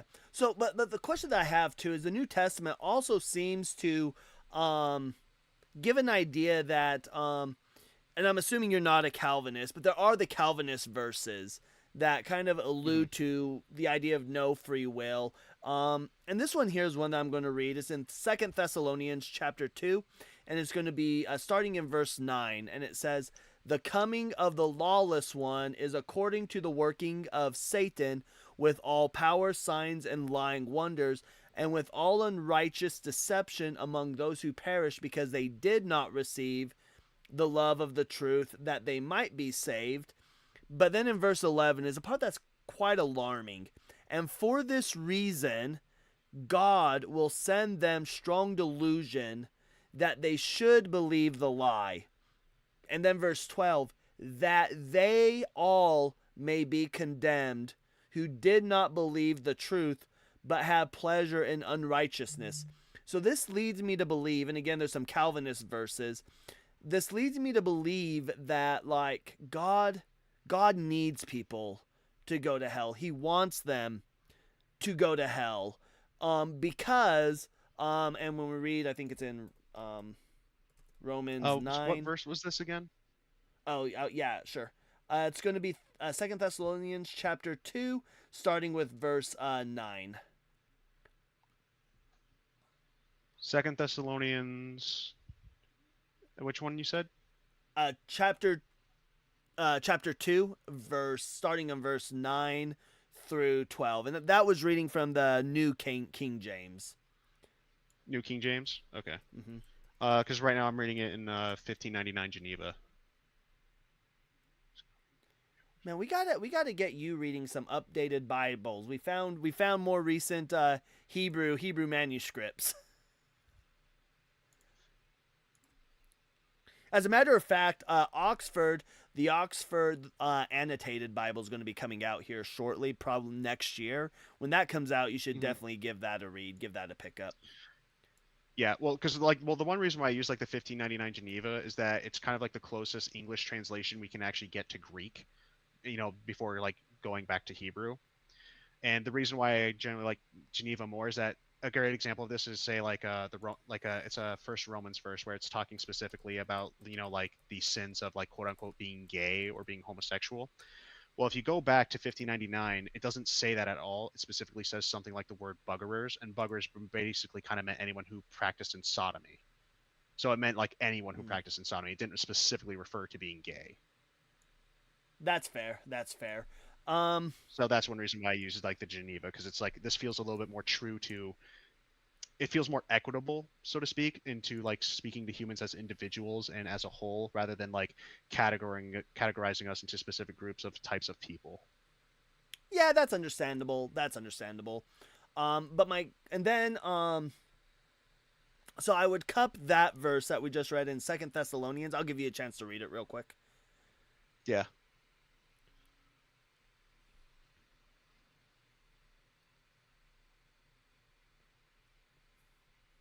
Okay.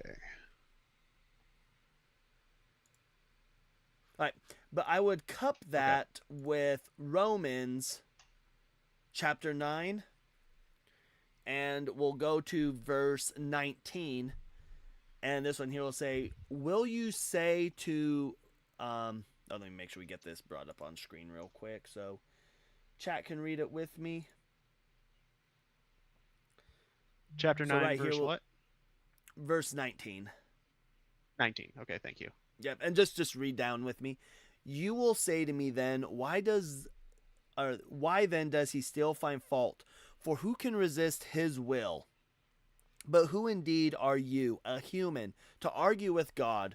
Will what is molded say to the one who molds it, why have you made me like this? Has the potter no right over the clay to make out of the same lump one object for special use and another for ordinary use? What if God, desiring to show his wrath and make known his power, has endured with much patience the objects of wrath that are made for destruction? And what if he has done so in order to make known the riches of his glory for the objects of mercy, which he has prepared beforehand for glory, including us whom he has called, not from the Jews only, but also from the Gentiles, as he says in Hosea. And then we got this, but the important part here is God is saying, and it kind of goes with what 2 Thessalonians is saying. God has created some individuals for wrath, right? And I don't know how familiar you are with Calvinism, but in Calvinism, Not well at all. Wait, say that again? I'm not well versed in Calvinism at all. Okay, yeah. So the Calvinist belief is that people are predestined, right? God has ordained and the way they word it is God has ordained people for destruction. So you'll never hear them really say like predestined. They don't like that. But people have been essentially ordained for destruction to go to the lake of fire. That's what God created them for. That's where they're going.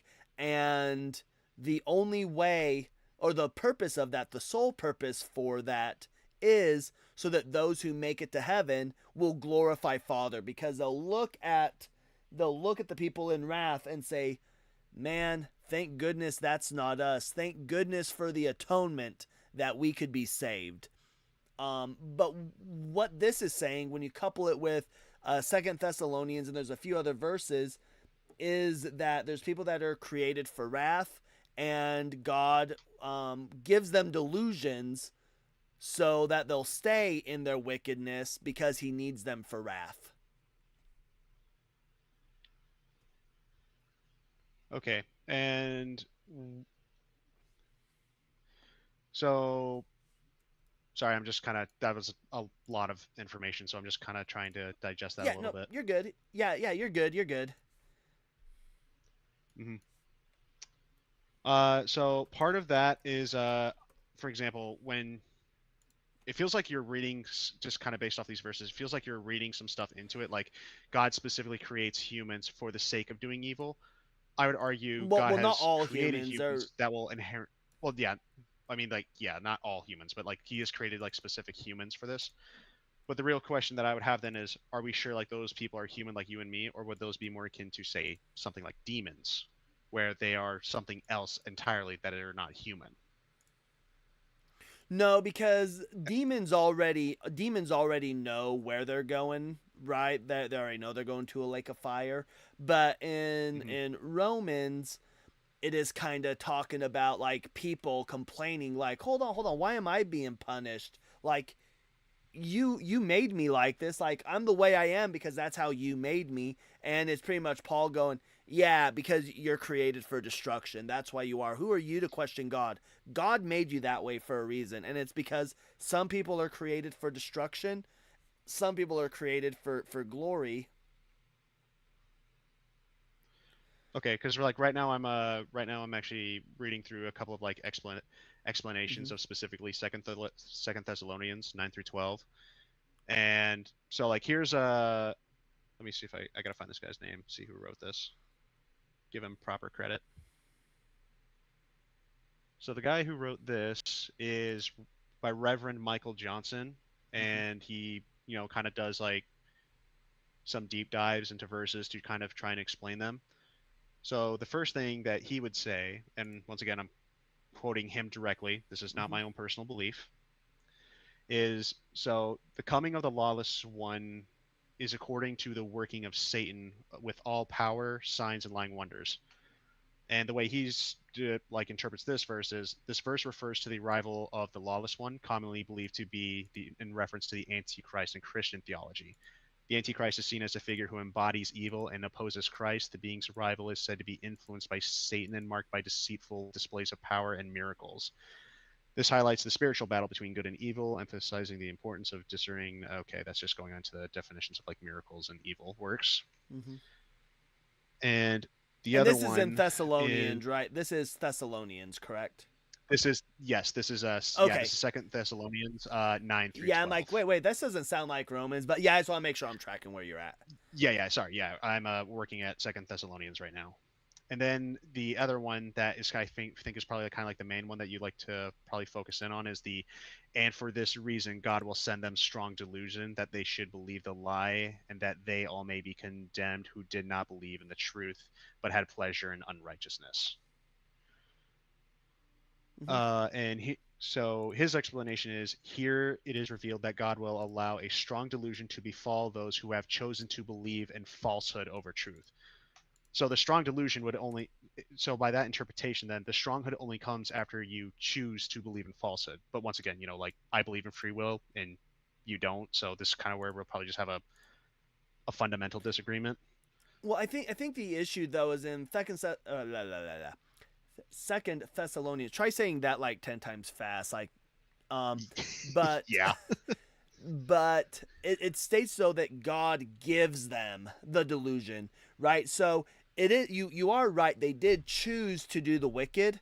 They chose the wicked, Mm-hmm. but then God says, you know what? I'm going to give you the delusion, and you're going to think that what you're doing is true. Meaning they ought be doing that. God's going to cause them to believe that they ought be doing it, that it is good. Only if they believe falsehood over truth, though. So, for example, it's like if you know something's clearly wrong, and it's like, say, or you're believing in, say, something that someone's telling you, and you believe it, and you like kind of know it's a lie, but you decide to go along with it because for whatever reason you either want to be A, like rebellious, or B, you just might not like the other people because of things they did. At that point, I would say you're making a conscious choice and decision to kind of submit yourself to something that is wrong. It's like people, certain governments, and like kind of like how like have this kind of fervent belief over like certain political people. Like I agree with that. Correct, I agree with that. But God, instead of trying to be like, no, that's wrong, don't do that. Instead of sending the Holy Spirit down to say, nope, that's wrong, don't do that, God is then causing them, giving them the delusions that what they're doing is true, is good.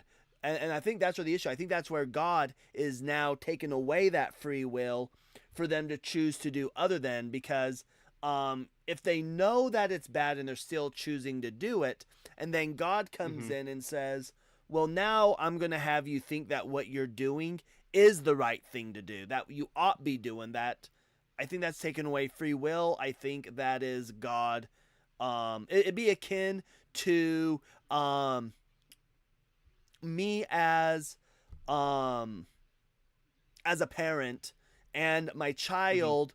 I've raised my child. My child knows that stealing Pokemon cards is wrong, and they tell me I'm going to do it. I'm going to go get them Pokemon cards, and then I, not being sarcastic or anything, I start being like, you know what? You're right.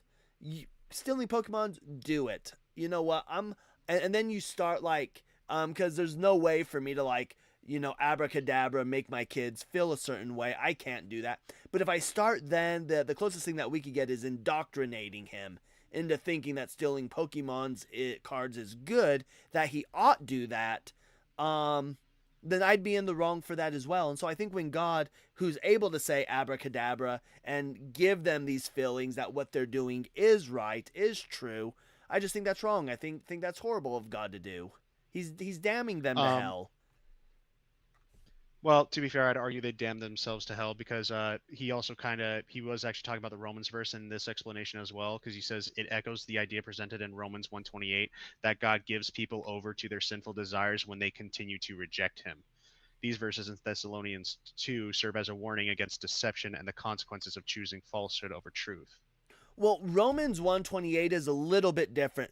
Romans 1:28, when God gives them over to, it's not like God is like doing something to them. When we give somebody over to something, you're more or less just walking away. That would be the case of, well, you made your choice, you're doing this regardless, and I'm just not touching it. And then he walks away. He kind of removes his spirit from him, right? But in Thessalonians, he's explicitly giving them the delusion that they think it's good.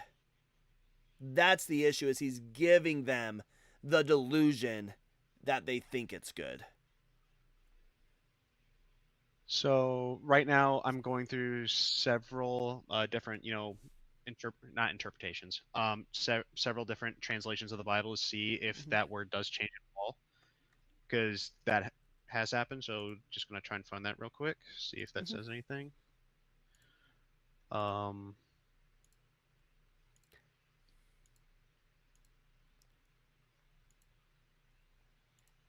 Yeah, shall send them strong delusion that they should believe lies.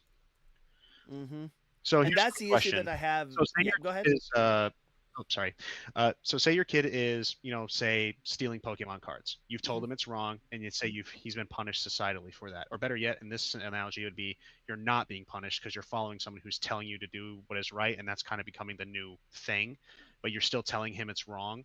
And then say he does it several more times, and then after say the third or fourth time, you're basically saying like, you know what? I guess you're right. It is. Go ahead and do it. See if I care. That's kind of what it almost feels like. It's that sentiment is kind of echoing, which is like, you're going to do it anyway. There's no more signs or messages that I can send to stop you. So you know what? You might as well just indulge in it. Well, that goes with the Romans verse that you quote. That's what God did in the Romans verse, because that, like I said, that's a sarcastic thing. That's where God is going, you know what? You guys are going to do this sin anyways. Fine, do it. And God walks away. Essentially, God withdraws His spirit. So it'd be like, that the equivalent of that of me being like, you know what? Fine, you know what? You're right. You're good. And then I walk away and I don't give him aid, right? However, there's a difference versus me giving him delusions. And I think delusions is a strong word. I think delusions is put there intentionally, right? Whereas in the other verses, it's where God gave them into their temptation, where God just walks away. God is a sarcastic phrase there, but when God gives them delusions, that's a big deal. That's a big thing. And I think that's something that but is it needs to be. Oh, sorry, I didn't mean to cut you off. No, you're good. I was gonna say though, like, can we even really call it like sending a delusion if the person's already going to believe it anyway? So for example, like say I believe, say I currently believe in Christ, and then God sends me a delusion that I will constantly believe in Christ. Does it change anything in the physical world of which we will be behaving in? I would argue it doesn't.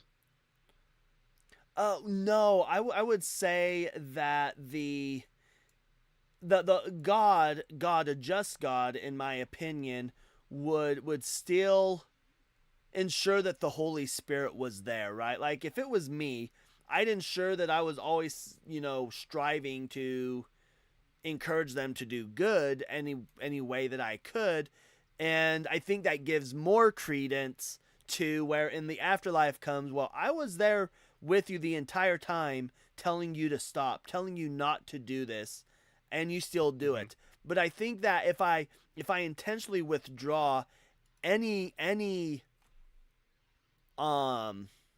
condemnation of it, and I think that's an issue. I think that's where it becomes an issue.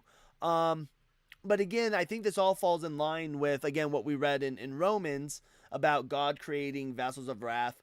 If you go to Ephesians chapter 1, verse 4, we also get the, even as he chose us in Christ before the foundation of the world to be holy and blameless before him in love, he destined us for adoption as his children through Jesus Christ, according to the good pleasures of his will, to the praise of his gracious grace that he freely bestowed upon him. So like we've got that one, and then we've got What verse? also in that's going to be Ephesians chapter 1 verses 4 through 5. Verses 4 through 5. Okay. Yeah. So it talks about how, we've got this like predestination that's going on. Well, to be fair, it's who. Okay, sorry. Once again, so pardon my reading of this because I am still in the 1599, which is who hath predestinated. Destinated. Wow, that's a new word. Destinated us to be adopted through Christ in Himself according to the good pleasure of His will. Well, that's right. Well, I would say that's because there is. I'm not going to argue against like there being kind of a predetermination because there is. The problem is like you have two options more or less for predetermination. You have a fork in the road and you can choose option A or option B, but the fork in the road is very far ahead of you, so you have all that time to ultimately decide do you want to choose like option A or option B.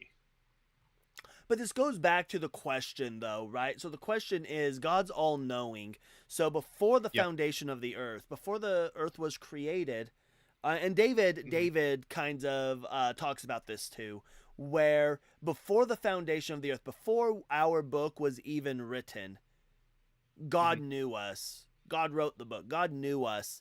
And that just goes into, like, for example, let's say God, and this is kind of where, like, the Calvinists get their thing, is the fact that God is all-knowing. So if God is all-knowing, and He knows that I am going to choose damnation, let's say He knows that, before I'm even born, and He knows that. And so God knows God knows every decision that I am going to make. Is it possible for me to make a decision that that is other than what He saw?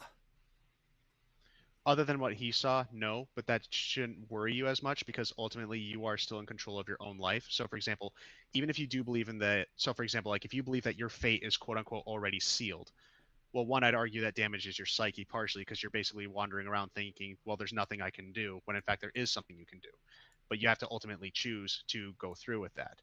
For example, if I see a nuke heading my way, and there is clearly a nuke heading my way, okay, well, I have two options. I can either sit here, mope about it, and say I'm going to die anyway, or I can try to find some way to avoid it. Well, but that's a thing that you have. You can look at, like, for example, let me give you an example. Let's say you are driving, right? Okay. And as you are driving, God has already seen that your life is going to end in a car crash. God has seen that already. And that's it, right? Now, you're at a traffic light. Now, in order for this car crash to happen, you have to turn right. And then right after that right is, as you're turning, you're going to notice that the light is yellow. And it's right at that distance where you think you can make it, right? And as you go, not only does the light turn red on you, you don't have time, but, and I'm only speaking this because I actually got T-boned this way, the person in the other lane who hits you isn't even looking at their own light, they're looking at your light, because they saw how far back you were, they were expecting you to stop, and as soon as your light turned red, they just gunned it, right? So they didn't wait for their light to turn green. Now, so the problem I'm having with this analogy so far is you're basically saying if God knows it happens, like why bother creating it? Is that kind of like your argument here? Yeah. We'll get there in just a minute. So my question is, when you're at that first traffic light, the one that I said you're going to turn right on, do you truly have the ability to turn left? God because knows. God is. God's... Yeah, I'm speaking from God's perspective. Yeah, from God's perspective. From God's perspective, you are already, it's already been written in your book of life that you will die at that intersection. Can you turn left, or will you turn right? If that's like the event then yes. But the problem, once again, the problem with this is like, if this is more akin to like me reading a book. I already know how the book is going to end. However, I might still have hope that, the character will somehow make a different choice, even though I've already read the book. The problem is trying to view this from God's perspective and point of view doesn't actually work because it's not comprehensible. So Well, no, because that's the issue I have with trying to like play the role of God. So it's like I have someone that I want to be saved, and they're driving down this, but I know they're going to get into that car crash. Can they do anything to avoid it? They can, but as the events have been ordained and written in this specific event, then the answer is obviously no, because I've already peered into the future. But that's the problem with peering into the future, because if you peer into the future, you would almost have the ability to change it as a human. However, God doesn't do that, because if he did, that would make him subservient to man, which would not be a good thing. Well, the issue I have though is so we have the illusion of free will, right? So we have that illusion, but as you alluded to, we don't, we can't choose other than what God has already seen, which is everything. God has seen literally everything. Like the fact that I'm playing with these it's kind of cool how the thing takes the things out of those. But the fact that I'm playing with these monster lids in my hand, God already knew I was going to do that. Now, I put them down. I had the choice to put them down, so I thought.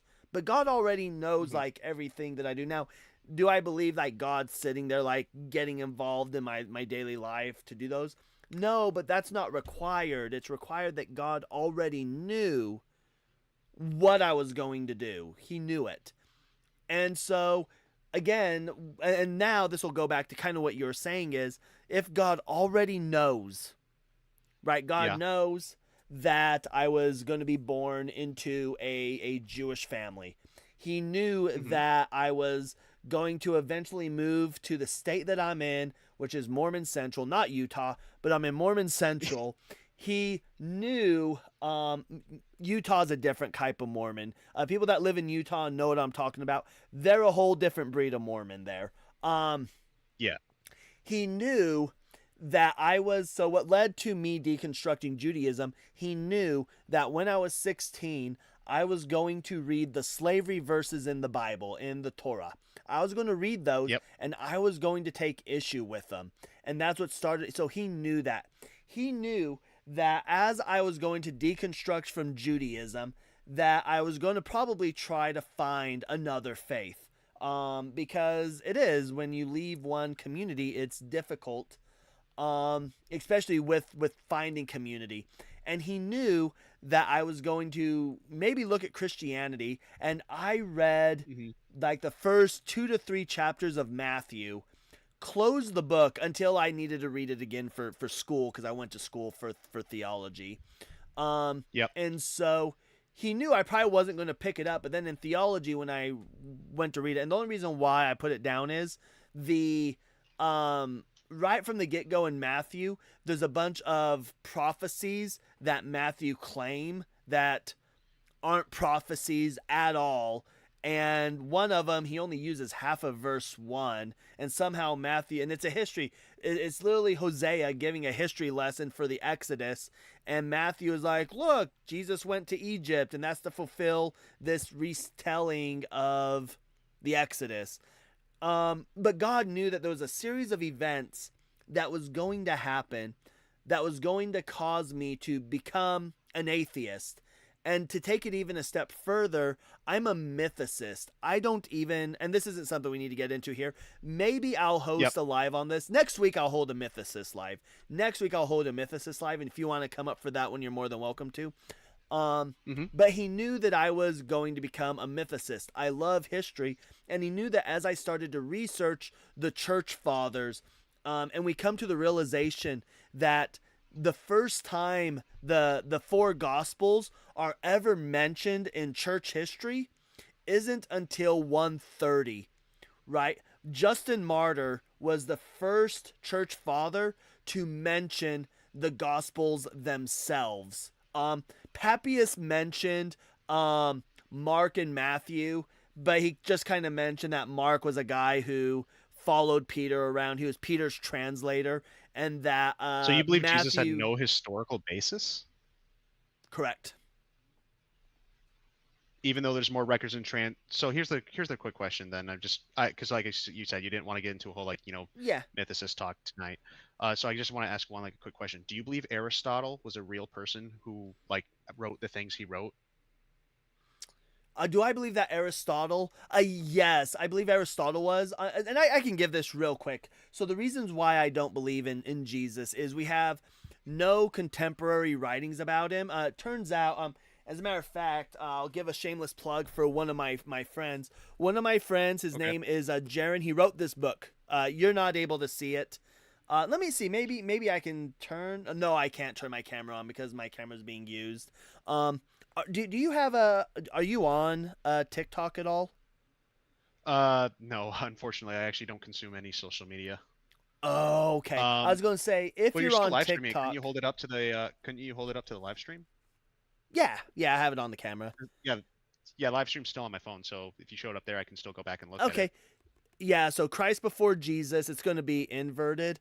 But my friend and Hanji's friend, he and his co-author wrote this book, and what it's about is it goes over, and when they started this, they're looking at the Christology of Jesus. I'm sure you know what Christology is, right? Mildly, yeah. Okay, yeah. It's just like, where does the evolution of Jesus come from, right? Was he just, what took him from the myth of him just being a man into performing miracles and the Son of God?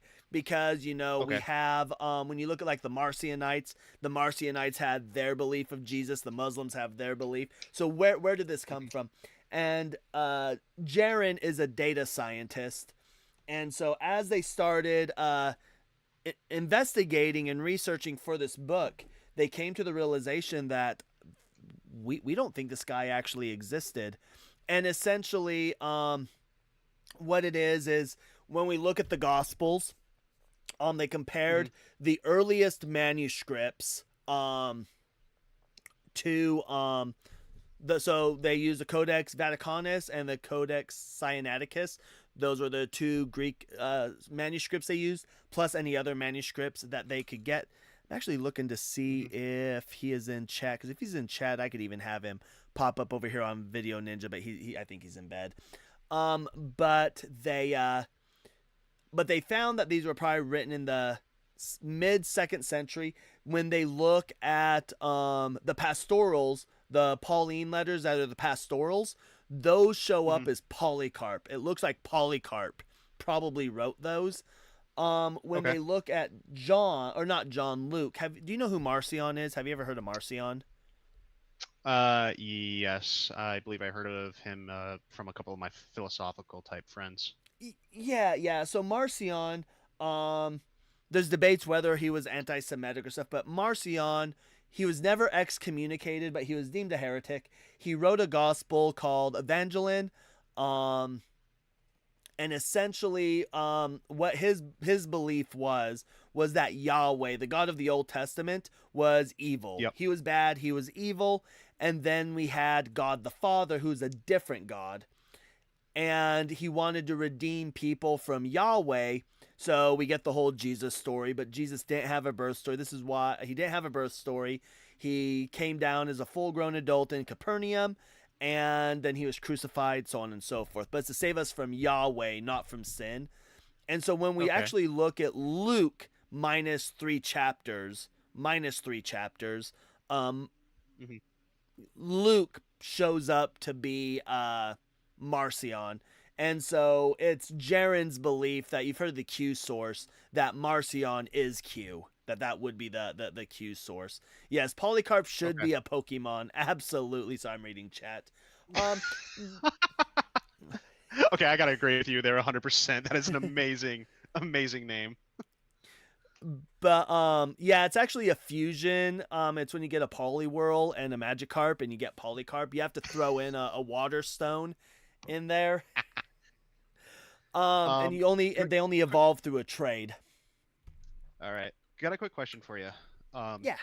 Just before I lose this, because you talk about how God knows everything Hmm. and how he his omnipotence. So just kind of a quick thing before I forget.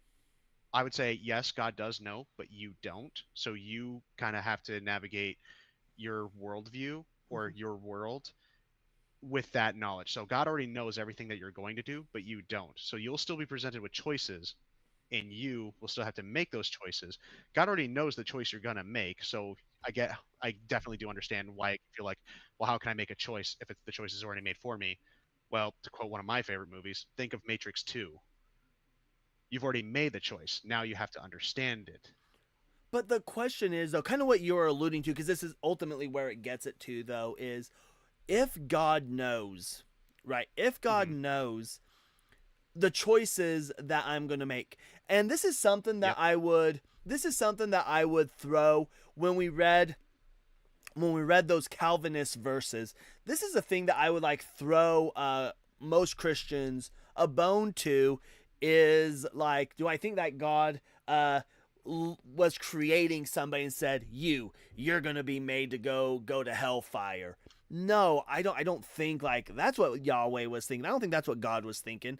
But I think it is the case that when God was creating, God was like, well, I've seen your life, and unfortunately, you're going to hell, right? That's where you're going to end up. But it's good because it's my glory, and those that are going to go to heaven, those that I'm going to foresee going to heaven, um they'll be able to look at you, and that's why I think he allowed us to still be created. Yeah. I, So because or that's sorry, what I let was me going to rephrase because say I'm not a is, Christian. That's the yep. view that makes most sense to me, and I feel like those are most in line with what the scriptures portray. Also, quick question. Would you also acknowledge that there's a difference between knowing something versus causing something?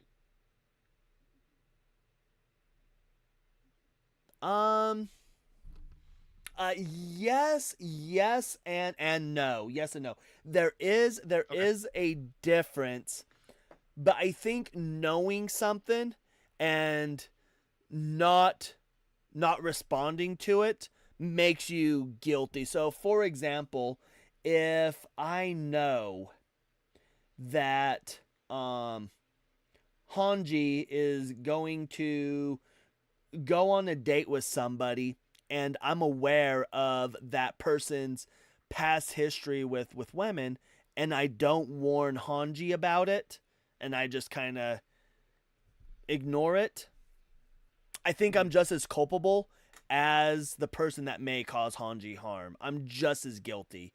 Um, So I would say I definitely kind of agree with your statement there, but the way that would apply to this is, you're familiar with the story of Lazarus, right? The rich man and mhm, Lazarus. yeah. Well, think of when the guy was in hell and he said, send. He said, Father Abraham, send Lazarus to my brother so that they will not end up here. And then he says, well, they have the books of Moses. And he says, yes, but if someone actually comes from here, for like from hell or from heaven up to warn them, then they'll listen. And then Abraham literally says, okay, well, if they won't listen, it because like if they won't listen to the books of Moses, well, then they're not going to listen to this guy either. Like that's kind of what it I would say is the thing here, which is like, if I don't warn people or tell people like that the Bible exists, because I know the Bible exists, Mhm. then I am kind of doing something wrong, because the whole point of being a Christian is to spread the word that, Christ died for you and you have the ability to go to paradise essentially. Well, I guess my question then would be is, does anything happen unless God wills it, unless it's within God's will? So I got it. So I'm going to be very, once again, I am not like a pastor and I'm not someone who's well versed in this. So I'm going to try and be very careful with the way I answer this question. And to be So clear, there's a, it's perfectly okay to say I don't know. I'm not going to be the person to dogpile on you if you don't know. Like, okay. So I wouldn't say necessarily that God wills it as much as it is that God created that instance to have a specific purpose. It's the ultimate question, like, well, why does God allow, great suffering? My main two answers to that is one, God doesn't allow great suffering. We cause great suffering to happen upon ourselves by either chance, happenstance, accidents, or by actual intention. And then the other part of that would be the reason why those things happen is that in order for you to know something is harmful or something that is painful, you have to know that it is painful, and the only way to know it is for it to happen. Well, So, see for example, tell me that I'm going to kill someone all day long, but unless I actually like end up seeing it or having a friend, who got shot, tell me about it, it's like, well, a gun can't be that harmful, it'll kill you instantly. Then friend comes over, with a bunch of shrapnel in his left arm, and he explains the situation to me, and it's like, oh, holy shit, these things are actually more dangerous than, I originally thought. Well, let's keep with that line of thought. Right? So, if I'm hearing you right, like these atrocities happen so that we can see them and be like, ah, crap, that's a no-go. Kind of what you're saying? More or less. So, for example, like the ultimate question that I got asked in college was, like, how can there be a God if he allows someone like Hitler to exist? And it's like, simple, to show us that someone like Hitler can exist. And the only way for us to know someone like Hitler can exist is for someone like him to have, existed. Otherwise, we can theorize about it all day long, but then we would say, oh, well, that can't ever happen. But I think the question that we run into there, and I actually wasn't going to go. You've been super respectful, so normally I won't go like the Ava Braun's husband route. But we do get these though. We get these stories in the Bible, right? Are you familiar with the Amalekites? You're gonna have to refresh my memory because I'm probably thinking of the wrong story. Yeah. So it's in Samuel. I'm gonna bring this up. And so yeah, it's in 1 Samuel chapter 15.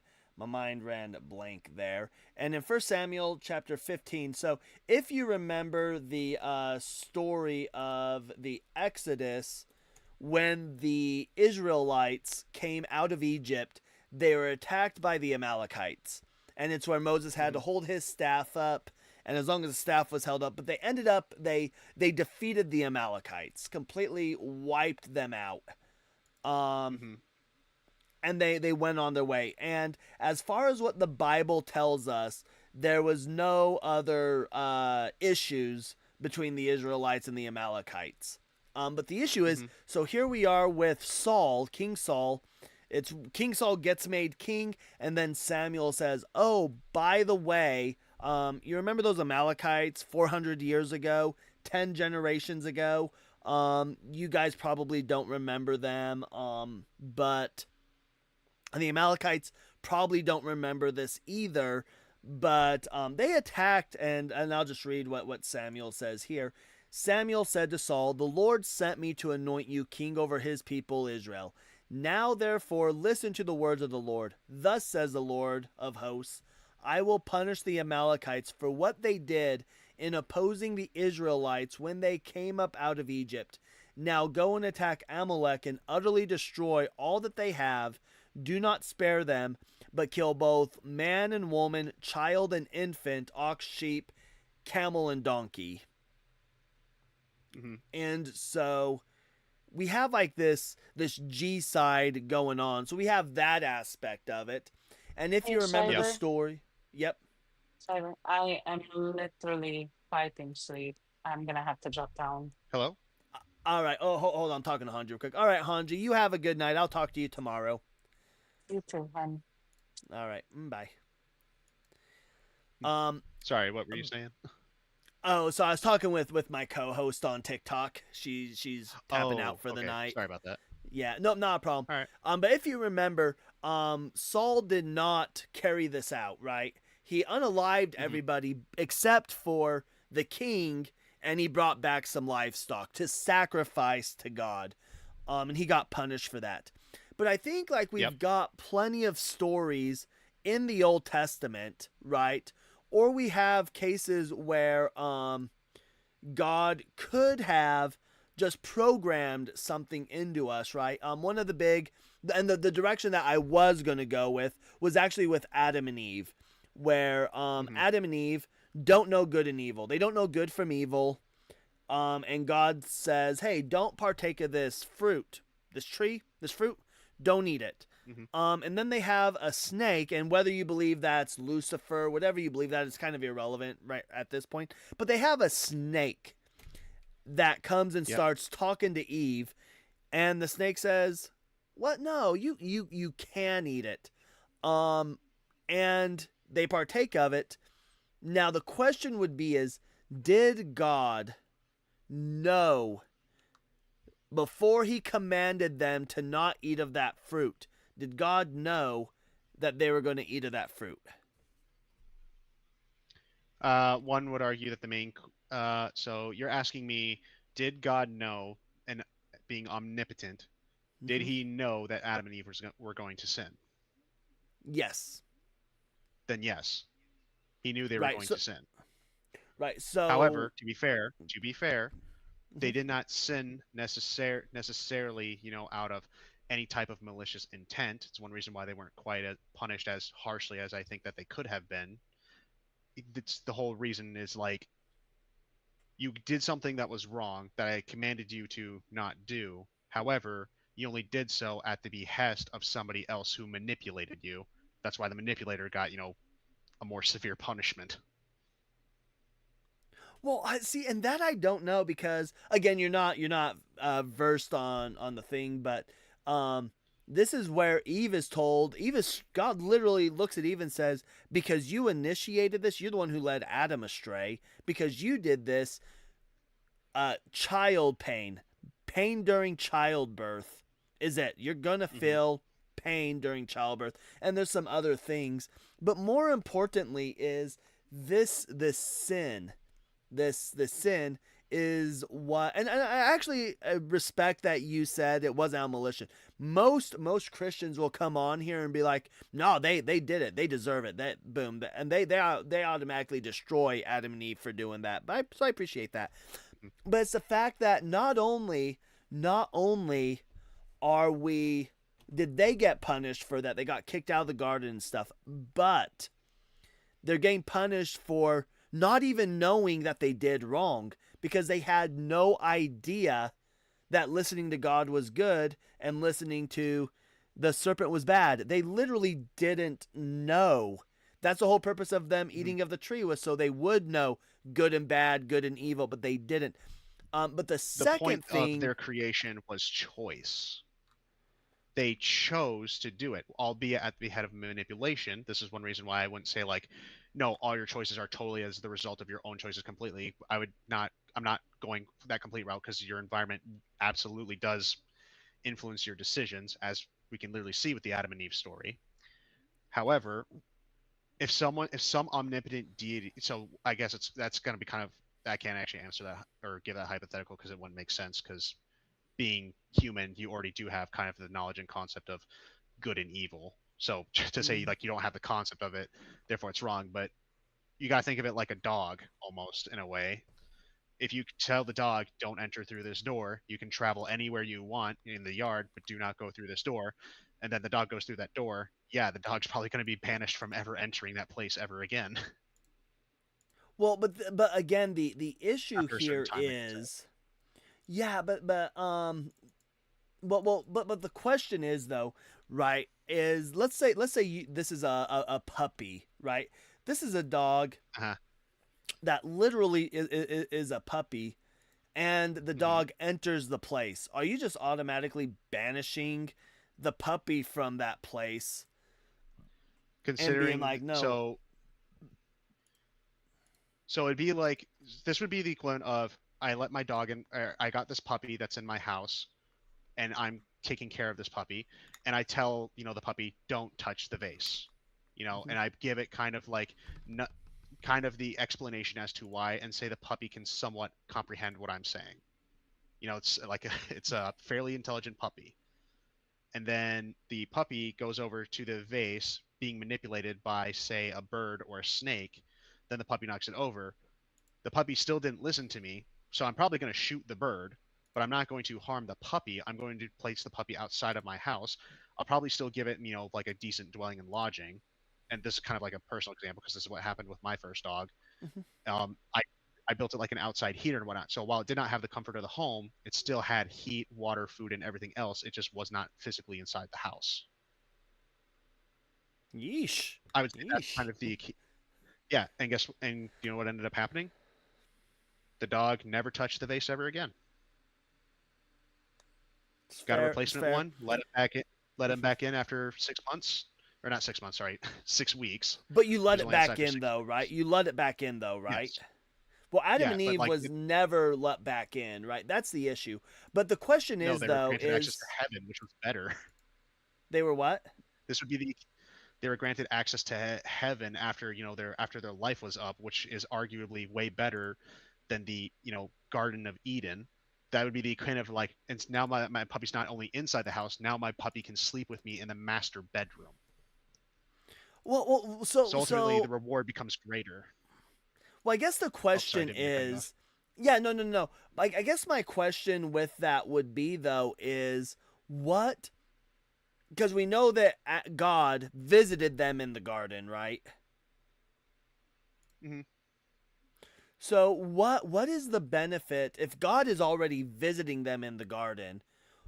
Yep. What's the difference between the garden and heaven then? Like, what would be the benefit of being in heaven over the garden?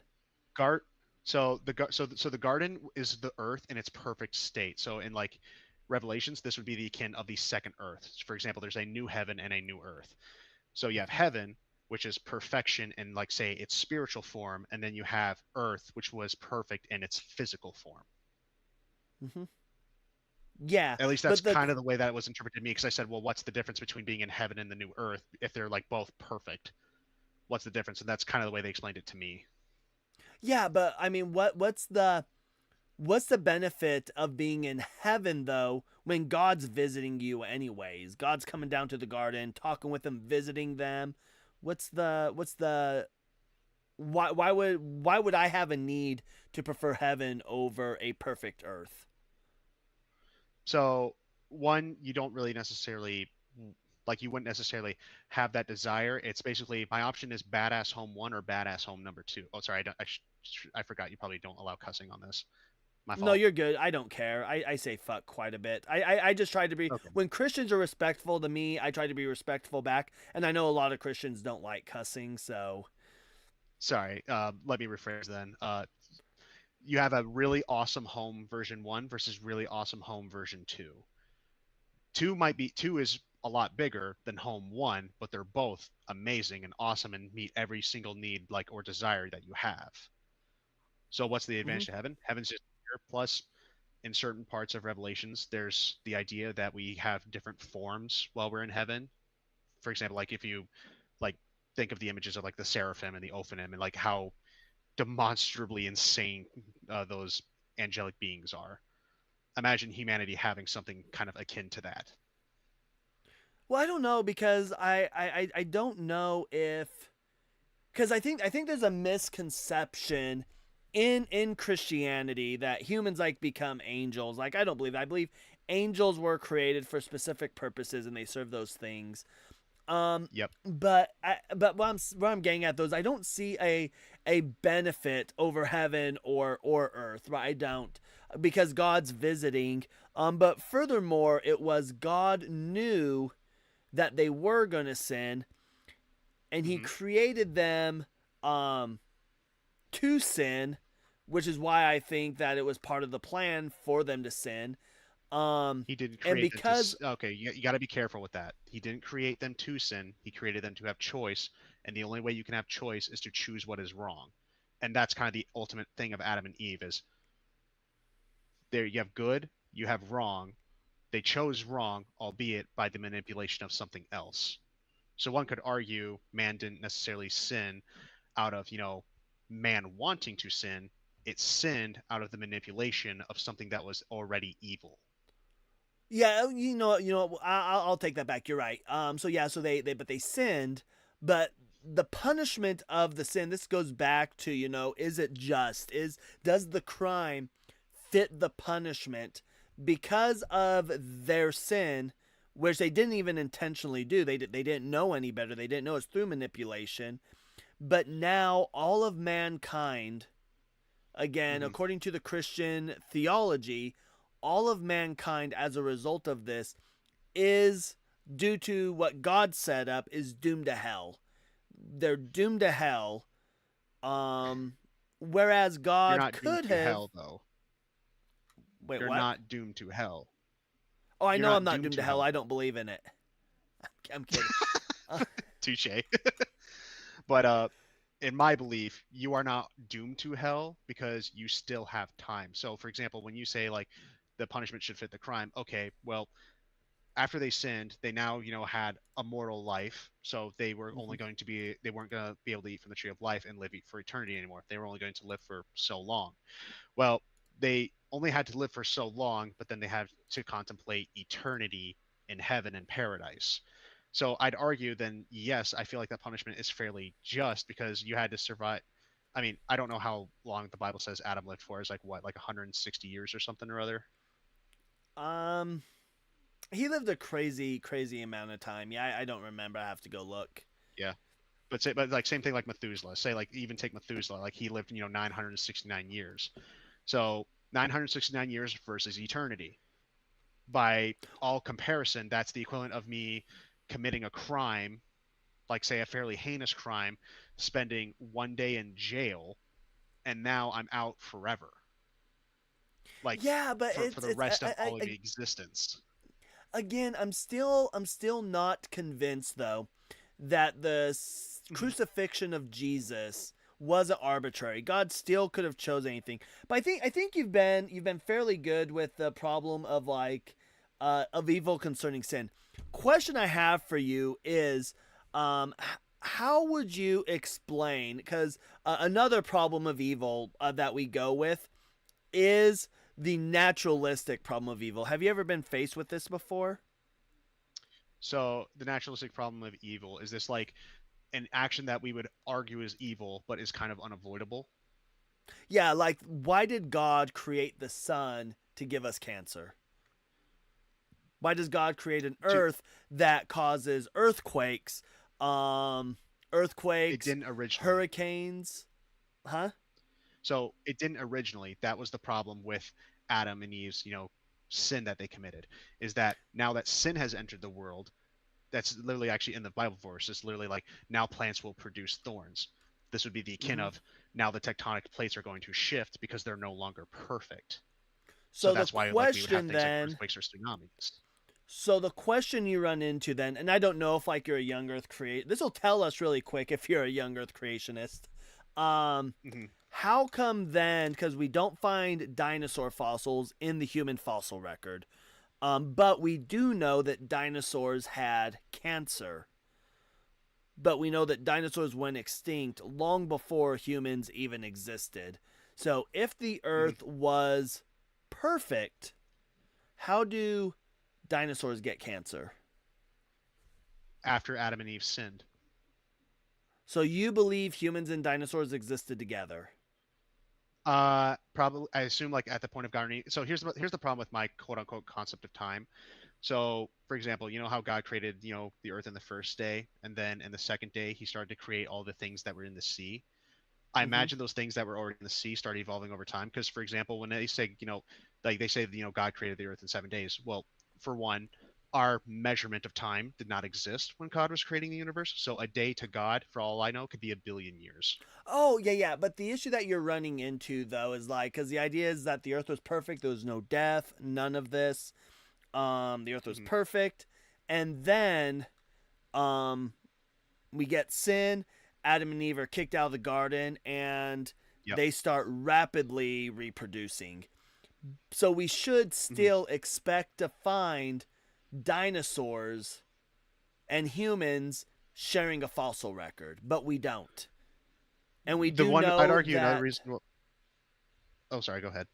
I don't want to cut you and off. we do know that like dinosaurs had cancer. We have found mosquitoes in amber.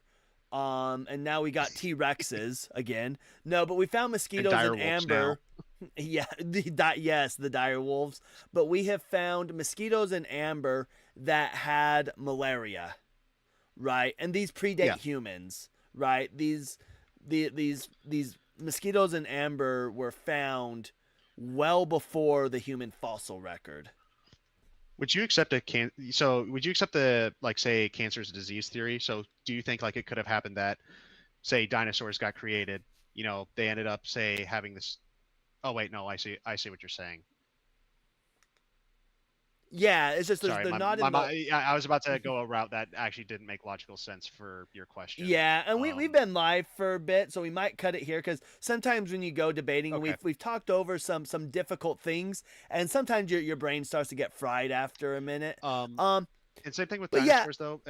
I'll say this: I'm curious as to how accurate the dating of dinosaurs actually is. So sometimes they say 65 million years, but then they like log another one. They said it was like 75 million years. I'm just wondering how accurate we can necessarily be with those. I'm not denying that it's insanely freaking old. I'm just denying, like, I'm not sure about the accuracy. For example, it's the same thing like if you ever watch Neil deGrasse Tyson, he talks about meteors hitting us. It's like, so how is it that you have the science and precision and mathematics and zero concept of error that we can view planets, determine what is underneath said planets based on their light reflection, but you somehow can't calculate when an asteroid is going to hit us? Like that begs the question. It feels like it'd be easier to monitor an asteroid that's going to hit our orbital path. So if you ever get a chance, somebody you can follow on YouTube, they are on YouTube, follow Dr. Blitz. Dr. Blitz. Blitz. Yeah, he's he'll tell you it depends on who you ask. He's either a physicist or a mathematician. But he's a doctor. He has degrees in physics and math. And what you'll find is that when you talk to a lot of physicists today, when it comes to Mr. Tyson, they'll even mention, like, look, he is an astrophysicist, that is true, but he's been out of the field for a little bit. And there's some of the things that he says that may not be necessarily up to date with the sciences. And he's also kind of a celebrity. And so some of the things that he may say, because if you notice, he'll word things depending on what platform he's on. He's both a physicist. Well, I'm responding to somebody on TikTok. Blitz will say it depends on who you ask. When you ask the physicist, they say he's a mathematician. When you ask the mathematicians, they say he's a physicist. Okay, that actually answers my question kind of perfectly then. Yeah. But Mr. Tyson, when Dr. Tyson, when you watch what he's on, his answers are really going to correspond with what platform he's on. So if he is on like Joe Rogan, you'll notice some of the things he says is a little bit more out there because he doesn't work in the field anymore and he needs his clout. Fair enough. But hey, this has been a really respectful conversation. I do have somebody else wanting to come. They've been waiting in the box for a minute. I appreciate the respect. I appreciate listening, and I appreciate your honest answers. I appreciate when you're like, you know what, I don't know. I appreciate it. But yeah, give Dr. Blitz a follow. Dr. Blitz, Dr. Blitz hosts live similar to mine. Dr. Blitz and I are mutuals. You can also, some other people you might want to follow, maybe call into their shows. Look up a Deconstruction Zone. That's Justin Deconstruction. He hosts lives as well. He's a good friend of mine and a friend of this channel. You can also, if Daniel's going live, I might hop up on Daniel's live later. There's a few amazing creators. And I'm actually on my description, I'm probably going to put a list of friends of the channel and put some people in there. So probably next week, pop back up on my channel. I'll have a list of other creators that you could go look. Okay. And then there's Planet Peterson as well. But yeah, go in. You can call into their shows as well. Same way that I do. And yeah, but I appreciate you. Thank you for coming up. I greatly appreciate it. And thank you for being respectful. Yeah, of course, man. You have a fantastic evening. I always do, and I don't mean this in like the sarcastic, malicious way, but I will be praying for you. Oh man, maybe I know you don't like to hear it. But... No, I don't. I'm not one of those atheists that gets upset about. Maybe maybe your prayer will be the one God answers. Maybe. I hope so. All right. All right. You have a good Have a evening. good night. Take care. Yep.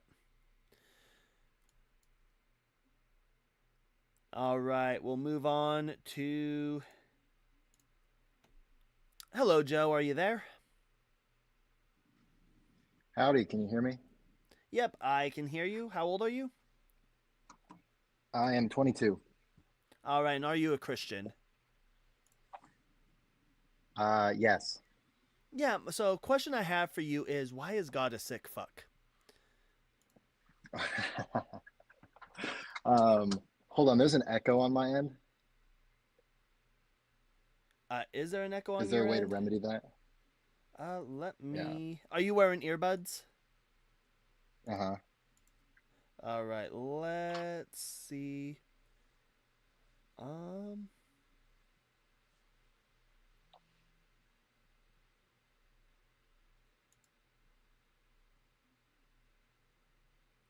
Can you still hear me? Yes. Is there still an echo? Oh, you're all right. Well, it's actually me. I can hear my own voice. It's weird.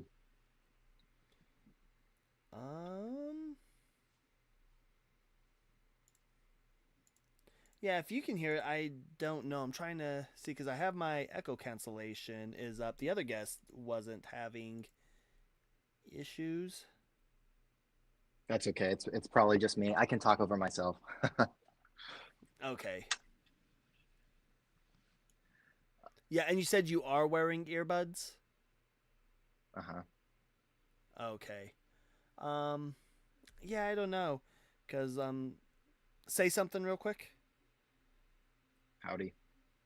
Yeah, I only have the one bar coming up on my end, so yeah, I don't know why you'd have an echo.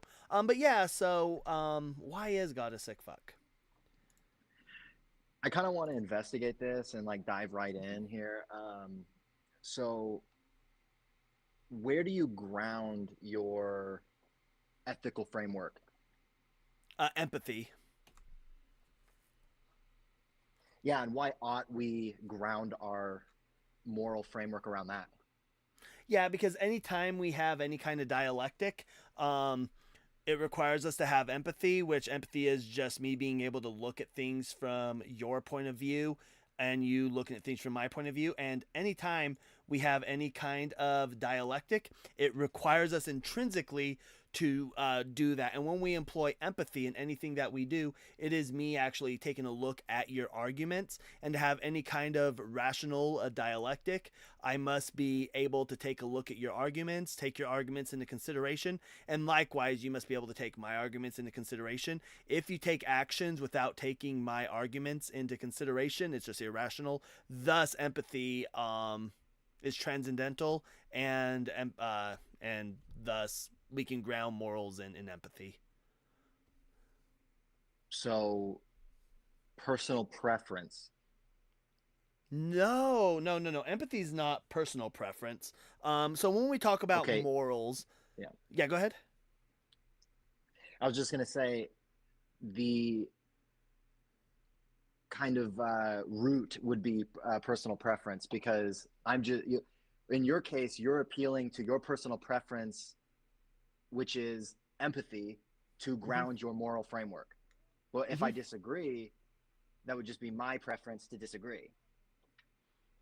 Yes. But I don't know what that would have to do, because that'd be like I could throw the counter argument is that if you ground it and say God, well, I just disagree.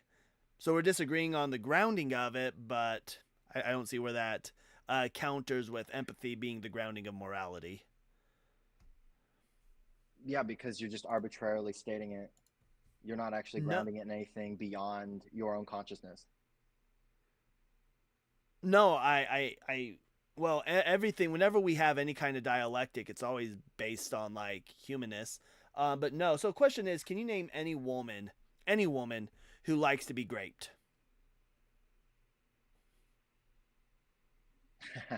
The woman that accused Donald Trump. Wait. You think Jean Carroll liked to be raped? Yeah, she stated that she has fantasies of such on CNN. No, you misunderstood what she said. She stated that it is fetishized through the media, and that's a problem, that it is fetishized. That's what she was talking about. Nevertheless, and I'm willing to be wrong on this, on that particular thing, but nevertheless, what makes grape wrong? Ground it. Oh yeah, it is because people don't like to be graped. When I employ empathy, So and what? I see that, and I put myself in the position, I realize that I don't want to be graped, thus I ought not grape. We shouldn't be graping people. Yeah, but And it that's, turns out, so you would be the ultimate arbiter of moral truth. No, I'm not. It's through empathy. Empathy is. Yes. Yeah, but you can't know another human's heart. Huh? They would have to tell you. Yeah, But that's you why do we not have know another argument. human's Yeah, heart, that's they would why have we to have. tell you. Hold on. That's why we have argumentation. That's why we talk about it. And when we come to a realization that turns out that a lot of these atrocious crimes that are committed in the Bible that God commands, when it comes to slavery, rape, genocide, all these horrible things, turns out that people don't like it. People don't want to be enslaved, so we ought not enslave other people. People don't like to be graped, so we ought not grape other people, right? And when we employ empathy, we can ground our justification in these things because of that. Yeah, so what? What if someone likes to be a rapist? Yeah, they'd be wrong because they're not employing empathy when they're graping somebody, and thus they're wrong. They're wrong because another They're person doesn't irrational. like it, but they like Yeah, it. because it's irrational. Yeah, they're acting irrationally. They're not listening Why to the wouldn't it other be the same argument. the other They're way not around? listening to the other side of the argument. What? Why do they have to listen to the other side of the argument? Oh, if they don't, then they're being irrational. I don't see why that would matter here. Oh, because you think we ought act irrationally? I don't think we should. It's not. I'm not going to make a prescription on that. I'm not willing to. Wait, what do you mean by you're not willing to make a prescription on I am yet it? to be convinced. I am yet to be convinced that empathy is a good moral grounding. Yeah, I told you, it's because when we don't employ empathy, we act irrationally. And we ought not live in societies where we allow people to act irrationally.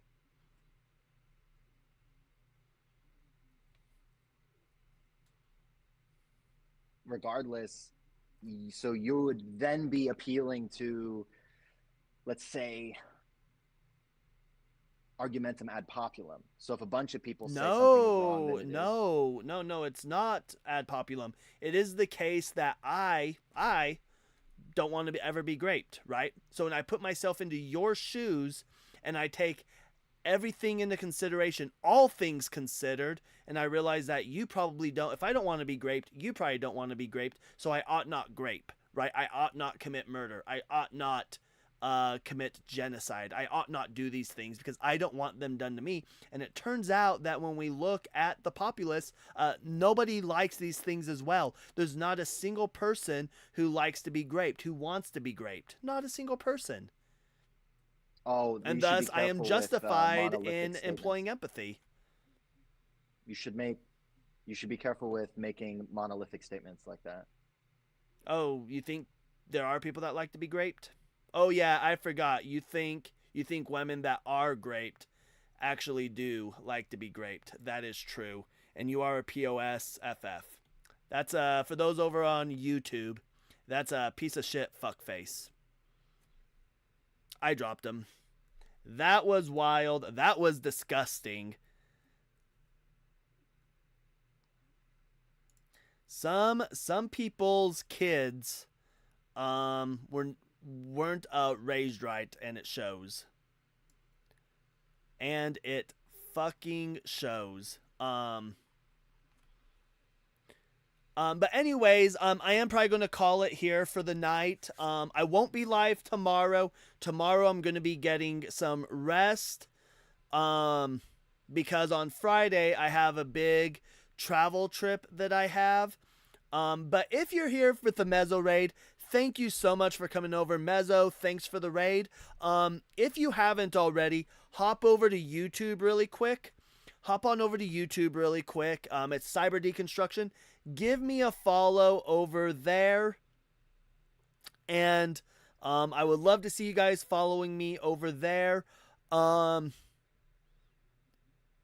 And I will see you all. I might see you like tomorrow in other lives. I might be live later on tonight with Daniel if Daniel will have me. I might go live with Daniel a little later tonight.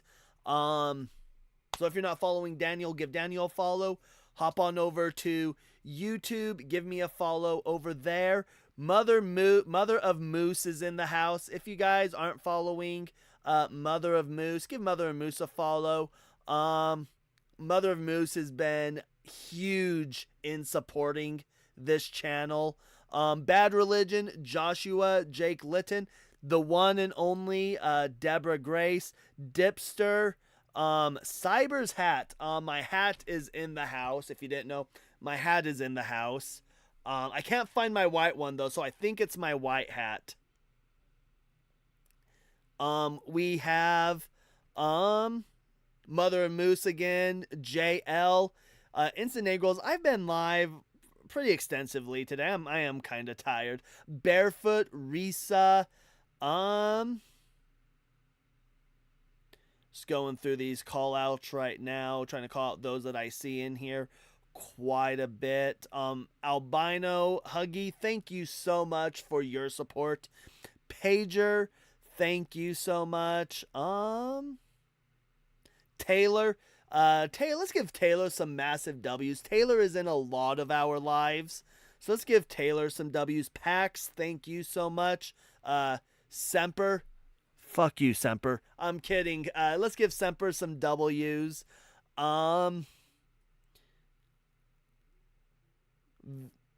Let's see, who else do we see? Algo, let's give the algorithm is summon me, a nuke.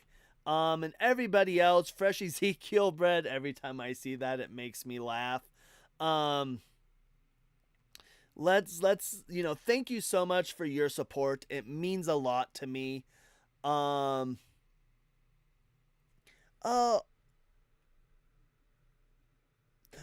never mind. I saw Blake. I just looked over there and saw it looked like somebody was supporting their own channel. I'm like, no free clout. And then I realized it was Blake. Blake's okay. And yes, absolutely. Jesus never existed. Next week I'll be running some mythicist topics. And I appreciate everybody. I will see you all probably later on tonight on Daniel's live. I will see you all throughout the day tomorrow, and you all have a fantastic evening. I greatly appreciate you. Gonna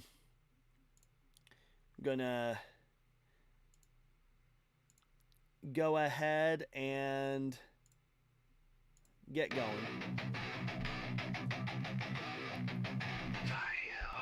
Plug in, log